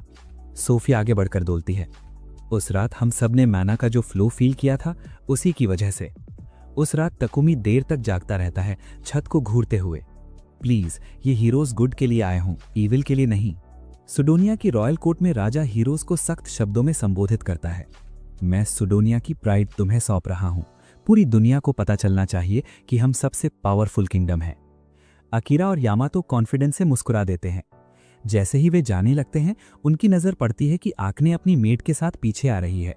वे उसे रोकने की कोशिश करते हैं, लेकिन आकने फर्मली कह देती है, ये मेरी पर्सनल अटेंडेंट है, मैं जहां जाऊंगी ये बाद में वहां पहुंच जाएगी। इधर तकुमी गिल्ड पहुंचता है, जहां हांस पूरी सिचुएशन एक्सप्लेन करता है। ये वही हीरोज हैं जो सुडोनिया में अपीयर हुए हैं। फिर तकुमी को उसका टास्क सौंपा जाता है। ये एक डिलीवरी मिशन है। पोपेक ने स्पेशली विंग्स ऑफ नॉन को ही रिक्वेस्ट किया है। इसके बाद हम तकुमी को घर पर नए मिशन की प्रिपरेशन करते देखते हैं। मनी उसके पास आती है और पूछती है कि क्या वो साथ चल सकती है। तकुमी उसकी सेफ्टी को लेकर हेजिटेंट रहता है। मनी बार बार इंसिस्ट करती है, मेरे पास अर्थ मैजिक है, मैं यूजफुल रहूंगी, प्लीज मुझे पीछे मत छोड़ना। तकुमी, जिसका दिल बहुत सॉफ्ट है, आखिरकार कह देता है, पहले तुम और रेवा दोनों को गिल्ड में रजिस्टर कराना होगा, उसके बाद ही मैं फ्यूचर मिशंस के लिए सोचूंगा। दूसरी ओर सुडोनिया के हीरोज को ले जा रही कैरेज का हाल बहुत बुरा था। ना कुशनिंग, ना सस्पेंशन, हर झटका सीधे शरीर पर लग रहा था। हीरोज इरिटेट होकर कंप्लेन करने लगते हैं कि बारकोला किंगडम में नॉइज अब्जॉर्बिंग कैरेजेस होती हैं और उन्हें वही लेनी चाहिए थी। बात करते करते उनका टॉपिक बारकोला में मौजूद एल्फ स्लेव्स पर चला जाता है। साफ दिखता है कि अकीरा और यामातो को एल्फ्स लेकर एक ट्विस्टेड इंटरेस्ट था। वे डिसाइड कर लेते हैं कि एल्फ स्लेव्स पकड़कर उन्हें पर्सनल सर्वेंट्स बनाएंगे। चुपचाप सुन रही आंखें बेचैन हो जाती है। इन दोनों के हाथों जो दुनिया पर तबाही आएगी, उसे कौन रोकेगा? इसी बीच तकुमी मनी और रेवा का रजिस्ट्रेशन कराने गिल्ड पहुंचता है। अचानक अंदर से तेज आवाजें और चीख पुकार सुनाई देती हैं। तकुमी तुरंत समझ जाता है अकीरा और यामातो आ चुके हैं और उनके इंटेंशंस बिल्कुल क्लियर हैं। जब एक गिल्ड मेंबर उन्हें शांत करने की कोशिश करता है, अकीरा उसके पेट में जोरदार पंच मार देता है और वो जमीन पर गिर जाता है। दोनों घमंड से बोलते हैं, यहाँ कोई भी हमारे लेवल का नहीं है, अगर ट्रबल नहीं चाहते तो हमारे ऑर्डर्स फॉलो करो। उनकी नज़र मनी और सोफिया पर पड़ती है और हीरोज इंस्टेंटली इंटरेस्टेड हो जाते हैं। वे तकुमी से दोनों लड़कियों को सौंपने की मांग करते हैं। तकुमी साफ इनकार कर देता है, ये सेल के लिए नहीं है, तुरंत गिल्ड छोड़ दो, मुझे कॉन्फ्लिक्ट नहीं चाहिए। तुम्हारी हिम्मत कैसे हुई? अकीरा और यामातो चिल्लाते हैं और मनी और सोफिया को अपने साथ चलने का हुक्म देते हैं। दोनों गुस्से से उन्हें घूरती हैं और सीधा मना कर देती हैं। तकुमी आखिरी वार्निंग देता है। गुस्से में अकीरा तलवार लेकर हमला करता है, लेकिन तकुमी आसानी से डॉज करता है और मैजिक यूज करके तलवार को पल भर में चूर चूर कर देता है। यामातो पंच मारने आता है, लेकिन तकुमी उसकी बाह पकड़कर एक टेक्निक लगाता है और यामातो जमीन पर जा गिरता है। पास खड़ी आंखें तकुमी की ओवरवेलमिंग पावर देखकर शॉक में आ जाती है। अकीरा भी समझ नहीं पाता कि उसकी सो कॉल्ड होली सॉर्ड टूट कैसे गई। दोनों हीरोज गुस्से से कांपते हुए फिर खड़े हो जाते हैं। हम सुडोनिया के समंड हीरोज हैं, तुमने जो किया है उसकी सजा तुम्हें मिलेगी। गुस्से में बाहर निकलते ही आके ने जल्दी से तकुमी के पास जाती है और माफी मांगती है। वो अपना परिचय देती है, लेकिन उसी पल उसे तकुमी में कुछ असामान्य महसूस होता है। उसे देखकर ऐसा बिल्कुल नहीं लग रहा था कि वो इस वर्ल्ड का कोई आम इंसान है। तकुमी ने तुरंत माहौल संभालते हुए उसे शांत किया और हल्की आवाज में बोला, हम बाद में बात करेंगे, और फिर उसे अपने घर का लोकेशन बता दिया। उसी रात अकाने और उसकी मेड अपने गार्ड से बचते हुए क्वाइटली उस जगह की ओर निकल पड़ी जो तकुमी ने बताई थी। रास्ते में सोफिया ने पहरेदारों को रोककर बिना शोर मचाए खत्म कर दिया और अकाने और उसकी मेड को सेफली तकुमी तक ले आईं। जब अकाने तकुमी के पास बैठी तो उसने गंभीर लहजे में कहा, मेरी रेवलेशन एबिलिटी मुझे साफ बता रही है, तुम इस दुनिया के नहीं हो। तकुमी ने उसकी आंखों में देखते हुए कामली जवाब दिया, हाँ मैं भी तुम्हारी ही तरह हूँ, मुझे यहाँ समन किया गया था। आसपास खड़ी लड़कियां ये सुनकर शॉक में आ गईं। उन्हें अभी अभी एहसास हुआ था कि तकुमी भी सुडोनिया के हीरोज की तरह ही एक समन्ड बीइंग था। तकुमी ने आगे कहा, मैं तुम्हें सब कुछ बता दूंगा, लेकिन प्रॉमिस करो कि ये बात किसी और तक नहीं जाएगी। तभी सबको सच्चाई पता चली कि मिथिकल रूलर नॉर्न ही तकुमी को इस दुनिया में लाई थी। लोग उसे लेजेंडरी रूलर कहते थे, लेकिन हकीकत ये थी कि आज तक किसी ने उसे देखा नहीं था। तकुमी ने बताया कि उसकी सारी पावर्स सीधे अकाने से जुड़ी हुई थी। उसने आगे समझाया कि नॉन ने उसे यहाँ सुडोनिया एम्पायर द्वारा लाई जाने वाली डिस्ट्रक्शन को रोकने के लिए भेजा था। ये सुनते ही अकाने ने चिंता भरी आवाज में कहा, अकीरा और यामातो पड़ोसी शहरों के खिलाफ वॉर की तैयारी कर रहे हैं। तकुमी ने हल्का सा सिर हिलाया। इतनी पावर तो उनमें नहीं है कि वो अकेले युद्ध लड़ सकें, लेकिन अकाने ने तुरंत बात काटते हुए कहा, जब वे पहली बार आए थे तब वे जेन्युइनली काइंड थे, लेकिन मुझे पूरा यकीन है कि उनके खाने में कुछ मिलाया गया था जिसने उनकी पर्सनैलिटी को बदल दिया। मैं हमेशा अपने भोजन पर प्यूरिफिकेशन मैजिक और होली लाइट का इस्तेमाल करती हूँ, इसलिए मुझ पर उसका कोई असर नहीं हुआ। इतना कहकर अकाने धीरे से तकुमी के करीब आई और बोली, तकुमी प्लीज मेरी और मेरी मेड की प्रोटेक्शन करो, बदले में मैं कुछ भी करूंगी, बस हमें सेफ रखना। तकुमी का दिल इतना सॉफ्ट था कि वो मना नहीं कर पाया, लेकिन कुछ देर बाद अकाने ने अपनी मेड लूलू को वहां से जाने को कहा, क्योंकि वो उसे डेंजर में नहीं डालना चाहती थी। तकुमी ने अपने मैजिक से लूलू को उसकी स्लेवरी कॉन्ट्रैक्ट से फ्री कर दिया, लेकिन लूलू अकाने से लिपट गई और इमोशनल होकर बोली, मैं हमेशा आपके साथ रहना चाहती हूँ क्योंकि मैं आपसे प्यार करती हूँ। बाद में जब अकाने तकुमी और बाकी सबके साथ डिनर कर रही थी तो वो खाने को देखकर हैरान रह गई। ये तो बिल्कुल वही जापानीज फूड है जो हमारी ओरिजिनल वर्ल्ड में मिलता है। इसके बाद हम वापस उस टाउन में लौटे जिसे तकुमी ने बसाया था, जहां एक गार्ड ने देखा कि बड़ी संख्या में मॉन्स्टर्स इकट्ठा होकर अटैक की तैयारी कर रहे हैं। उसी पल तकुमी ने सभी लड़कियों को बुलाया और कहा, अब तुम्हें मुझसे बांधने वाले किसी भी कॉन्ट्रैक्ट की जरूरत नहीं है। लड़कियां अपसेट हो गई, उन्हें लगा कि वो उन्हें फिर से छोड़ने वाला है, लेकिन तकुमी ने तुरंत सिर हिलाते हुए कहा, नहीं, मेरा तुम्हें छोड़ने का कोई इरादा नहीं है। मैं बस वो कॉन्ट्रैक्ट्स तोड़ना चाहता हूँ क्योंकि मैं तुम्हें सर्वेंट्स की तरह नहीं, फ्रेंड्स की तरह अपने साथ रखना चाहता हूँ। जैसे ही कॉन्ट्रैक्ट्स गायब हुए, उनके चेहरे खुशी से चमक उठे। तभी अचानक एक अर्जेंट मैसेज आया। तकुमी को गिल्ड में तुरंत बुलाया गया और उसे बिना देर किए निकलना पड़ा। गिल्ड पहुंचकर तकुमी की मुलाकात गिल्ड मास्टर से हुई और पता चला कि उसके बनाए नए शहर पर मॉन्स्टर्स ने पहले ही हमला कर दिया था। दुर्भाग्य से रिस्पॉन्स के लिए सिर्फ 3 पार्टीज अवेलेबल थी। तकुमी का Wings of None, Lion's Fang और तीसरी all female party Crimson Rose, जो लायंस फैंग से काफी फेमिलियर लग रही थी।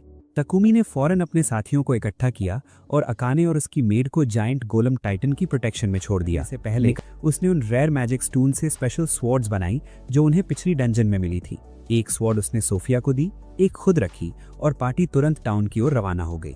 रास्ते में तकुमी सबको रीअश्योर करता रहा, दीवारें इतनी ऊंची हैं कि मॉन्स्टर्स चढ़ नहीं पाएंगे। लेकिन ये रिलीफ ज्यादा देर तक नहीं टिकी, क्योंकि फ्लाइंग मॉन्स्टर्स का झुंड अचानक ऊपर से टूट पड़ा। गाड़ी से कूदते ही सभी लोग फुल फोर्स के साथ भिड़ गए और बिना रुके मॉन्स्टर्स को खत्म करते चले गए। जब गार्ड्स ने तकुमी और इसकी पार्टी को देखा तो उन्होंने तुरंत गेट्स खोल दिए। पूरी रात वेव के बाद वेव आती रही और वे लगातार लड़ते रहे जब तक कि सुबह नहीं हो गई। टाउन के लोग खुशी से भर गए। तकुमी ने बिल्कुल सही समय पर पहुंचकर उनकी रक्षा की थी। उसने एक पल भी बर्बाद नहीं किया और इंजर्ड लोगों का इलाज शुरू कर दिया। लेकिन तभी अचानक तेज चीखें सुनाई दी। मॉन्स्टर्स पीछे हट चुके थे। हर कोई कंफ्यूज था। उनकी मूवमेंट्स बहुत ऑर्गेनाइज थी, जैसे कोई उन्हें कमांड दे रहा हो। एक गार्ड ने बताया कि ये पैटर्न कुछ समय से चल रहा था। मॉन्स्टर्स अटैक करते, फिर अचानक रिट्रीट कर जाते और अगले दिन फिर लौट आते। तकुमी की भौएं गंभीरता से सिकुड़ गई। इसका सिर्फ एक ही मतलब था, जंगल में कहीं एक लीडर छिपा हुआ था जो सबको कंट्रोल कर रहा था। और सबसे डिस्टर्बिंग बात थी टाइमिंग। ये अटैक्स लगभग 3 महीने पहले शुरू हुए थे, ठीक उसी समय जब वो मिस्टीरियस माना वेव पूरे देश में फैली थी, जो सोडोनिया में हीरोज के समनिंग का संकेत था। क्रिम्सन रोज की लीडर ने तकुमी की तरफ देखते हुए गंभीर आवाज में कहा, फॉरेस्ट मॉन्स्टर्स के खिलाफ लड़ाई आसान नहीं होगी। ये कोई नॉर्मल थ्रेट नहीं है। इसी बीच सोडोनिया किंगडम में राजा को खबर मिली कि मॉन्स्टर्स आउट ऑफ कंट्रोल हो चुके हैं और बारकोला के आसपास के विलेजेस पर हमला कर रहे हैं। पैनिक होने के बजाय राजा के चेहरे पर एक सैटिस्फाइड स्माइल आ गई। उसकी बेटी एम्बिशन से चमकती आंखों से आगे बढ़ी। हमें इस मौके का पूरा फायदा उठाना चाहिए। जब बरकोला राक्षसों से जूझ रही हो, उसी समय आसपास के गांवों पर स्ट्राइक करके सब कुछ जला देना चाहिए। उसकी आवाज में ठंडापन था। राजा ने उसकी इस रूथलेस सोच को समझते हुए चुपचाप सिर हिला दिया और यहीं से उसने एक बेहद डरावनी स्ट्रैटेजी तैयार की। बुलाए गए नायकों को बरकोला के पास भेज दिया गया और देखते ही देखते पूरे इलाके को तबाह कर दिया गया। दूसरी तरफ शहर लौटकर तकुमी ने अपनी खुद की बनाई हीलिंग पावर का इस्तेमाल किया और हर एक ग्रामीण का इलाज किया। कोई भी घायल, बीमार या थका हुआ इंसान पीछे नहीं छोड़ा। इस बार उसने तय किया कि अब सिर्फ रक्षा नहीं बल्कि सोर्स तक पहुंचना होगा। वो खुद जंगल में जाकर उस नेता को ढूंढेगा जो राक्षसों को कंट्रोल कर रहा है। और इसी फैसले के साथ वे निकल पड़े। लेकिन रास्ते में ही उनका सामना उन खूंखार जानवरों से हो गया जो पहले से एम्बुश के लिए तैयार थे। एक बार फिर नायकों और राक्षसों के बीच भीषण युद्ध शुरू हो गया। तलवारों की टकराहट, मैजिक की लपटें और गूंजती हुई दहाड़ें, पूरा जंगल युद्ध भूमि बन चुका था। सोफिया बिना सोचे समझे आगे बढ़ी और अकेले ही सबको खत्म करने की कोशिश करने लगी। लेकिन ठीक पहले की तरह राक्षस अचानक पीछे हटने लगे और जंगल की गहराइयों में गायब होने लगे। तभी पूरे इलाके में एक अजीब और खौफनाक रोर गूंज उठा। सबकी आंखें डर से फैल गईं जब एक विशाल छिपकली जैसा मॉन्स्टर सामने आया और पीछे हट रहे राक्षस को पूरा निगल गया। अब कोई शक नहीं बचा था, यही उनका लीडर था। वो दैत्य आगे बढ़ता गया और हर जीव को निगलते ही उसका शरीर और भी विशाल होता चला गया। उसने जब सोफिया पर हमला किया और जहरीला पॉइजन उगला तो वो मुश्किल से बच पाई, लेकिन उसकी भारी पूंछ के एक ही झटके ने उसे हवा में उछाल दिया। राक्षस उसके ऊपर मंडराने लगा जैसे अगले ही पल उसे कुचल देगा। आखिरी सेकंड में तकुमी दौड़कर आया, उसे उठाया और पूरी रफ्तार से पीछे हटाया। काश टाइटन यहाँ होता तो ये फाइट आसान हो जाती। उसने दांत भींचकर बुदबुदाया, लेकिन सोफिया ने हार मानने से इनकार कर दिया। उसने खुद को उसकी पकड़ से छुड़ाया और पूरी ताकत के साथ दोबारा युद्ध में कूद पड़ी। फिर भी उसके हमलों से उस दैत्य पर जरा भी असर नहीं पड़ा। उस मॉन्स्टर ने जहरीले हमलों की बारिश कर दी। सोफिया का शरीर लड़खड़ा गया और अंततः जहर से जूझती हुई वो जमीन पर गिर पड़ी। छिपकली उसे खत्म करने के लिए झपटी, लेकिन उसी पल बाकी लड़कियां बीच में आ गई और सबने मिलकर उसे नीचे गिरा दिया। तकुमी की आंखों में गुस्से की आग साफ दिख रही थी। उसने अपनी मैजिकल रिंग से शक्ति खींची और अपनी ताकत सोफिया की शक्ति में मर्ज कर दी। फिर उसने एक विनाशकारी हमला किया। उसने सोफिया को दी गई मैजिकल स्वॉर्ड छीनी, राक्षस के पंखों को चीर डाला और दूसरी तलवार से उसके शरीर को 2 हिस्सों में काट डाला। बिना एक पल गवाए वो सोफिया के पास पहुंचा और अपनी बची खुची शक्ति से उसे हील करने लगा। तनाव इतना ज्यादा था कि उसकी नजर धुंधली पड़ गई और वो बेहोश होकर गिर पड़ा। लेकिन सोफिया ने उसे थाम लिया, गले लगाया और उसे सुरक्षित घर ले आई। जब तकुमी को होश आया और उसके ठीक होने की राहत पूरे कमरे में फैल गई, तभी सीन बदल जाता है। अकीरा और यामातो बरकोला के पास एक गांव पहुंच चुके थे और उन्होंने वहां मौजूद हर इंसान का बेरहमी से कत्लेआम कर दिया था। जब सब खत्म हो गया तो उन्होंने जंगल के राक्षसों पर अपनी जीत का ट्विस्टेड सेलिब्रेशन किया। वहीं दूसरी ओर शांत रात के शांत आसमान के नीचे तकुमी ने अपने दिल की बात कह दी। उसने सोफिया से अपने प्यार का इजहार किया। सोफिया के गाल हल्के से लाल हो गए और उसने धीमी आवाज में कहा, मैं तुम्हारे साथ रहना चाहती हूं और कभी तुम्हें छोड़ना नहीं चाहती। अगले दिन वे बरकोला के स्वामी से मिले।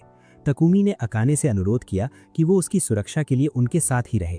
स्वामी ने बिना किसी हेजिटेशन के मंजूरी दे दी, लेकिन तभी उनका चेहरा गंभीर हो गया क्योंकि अगली खबर बेहद भयानक थी।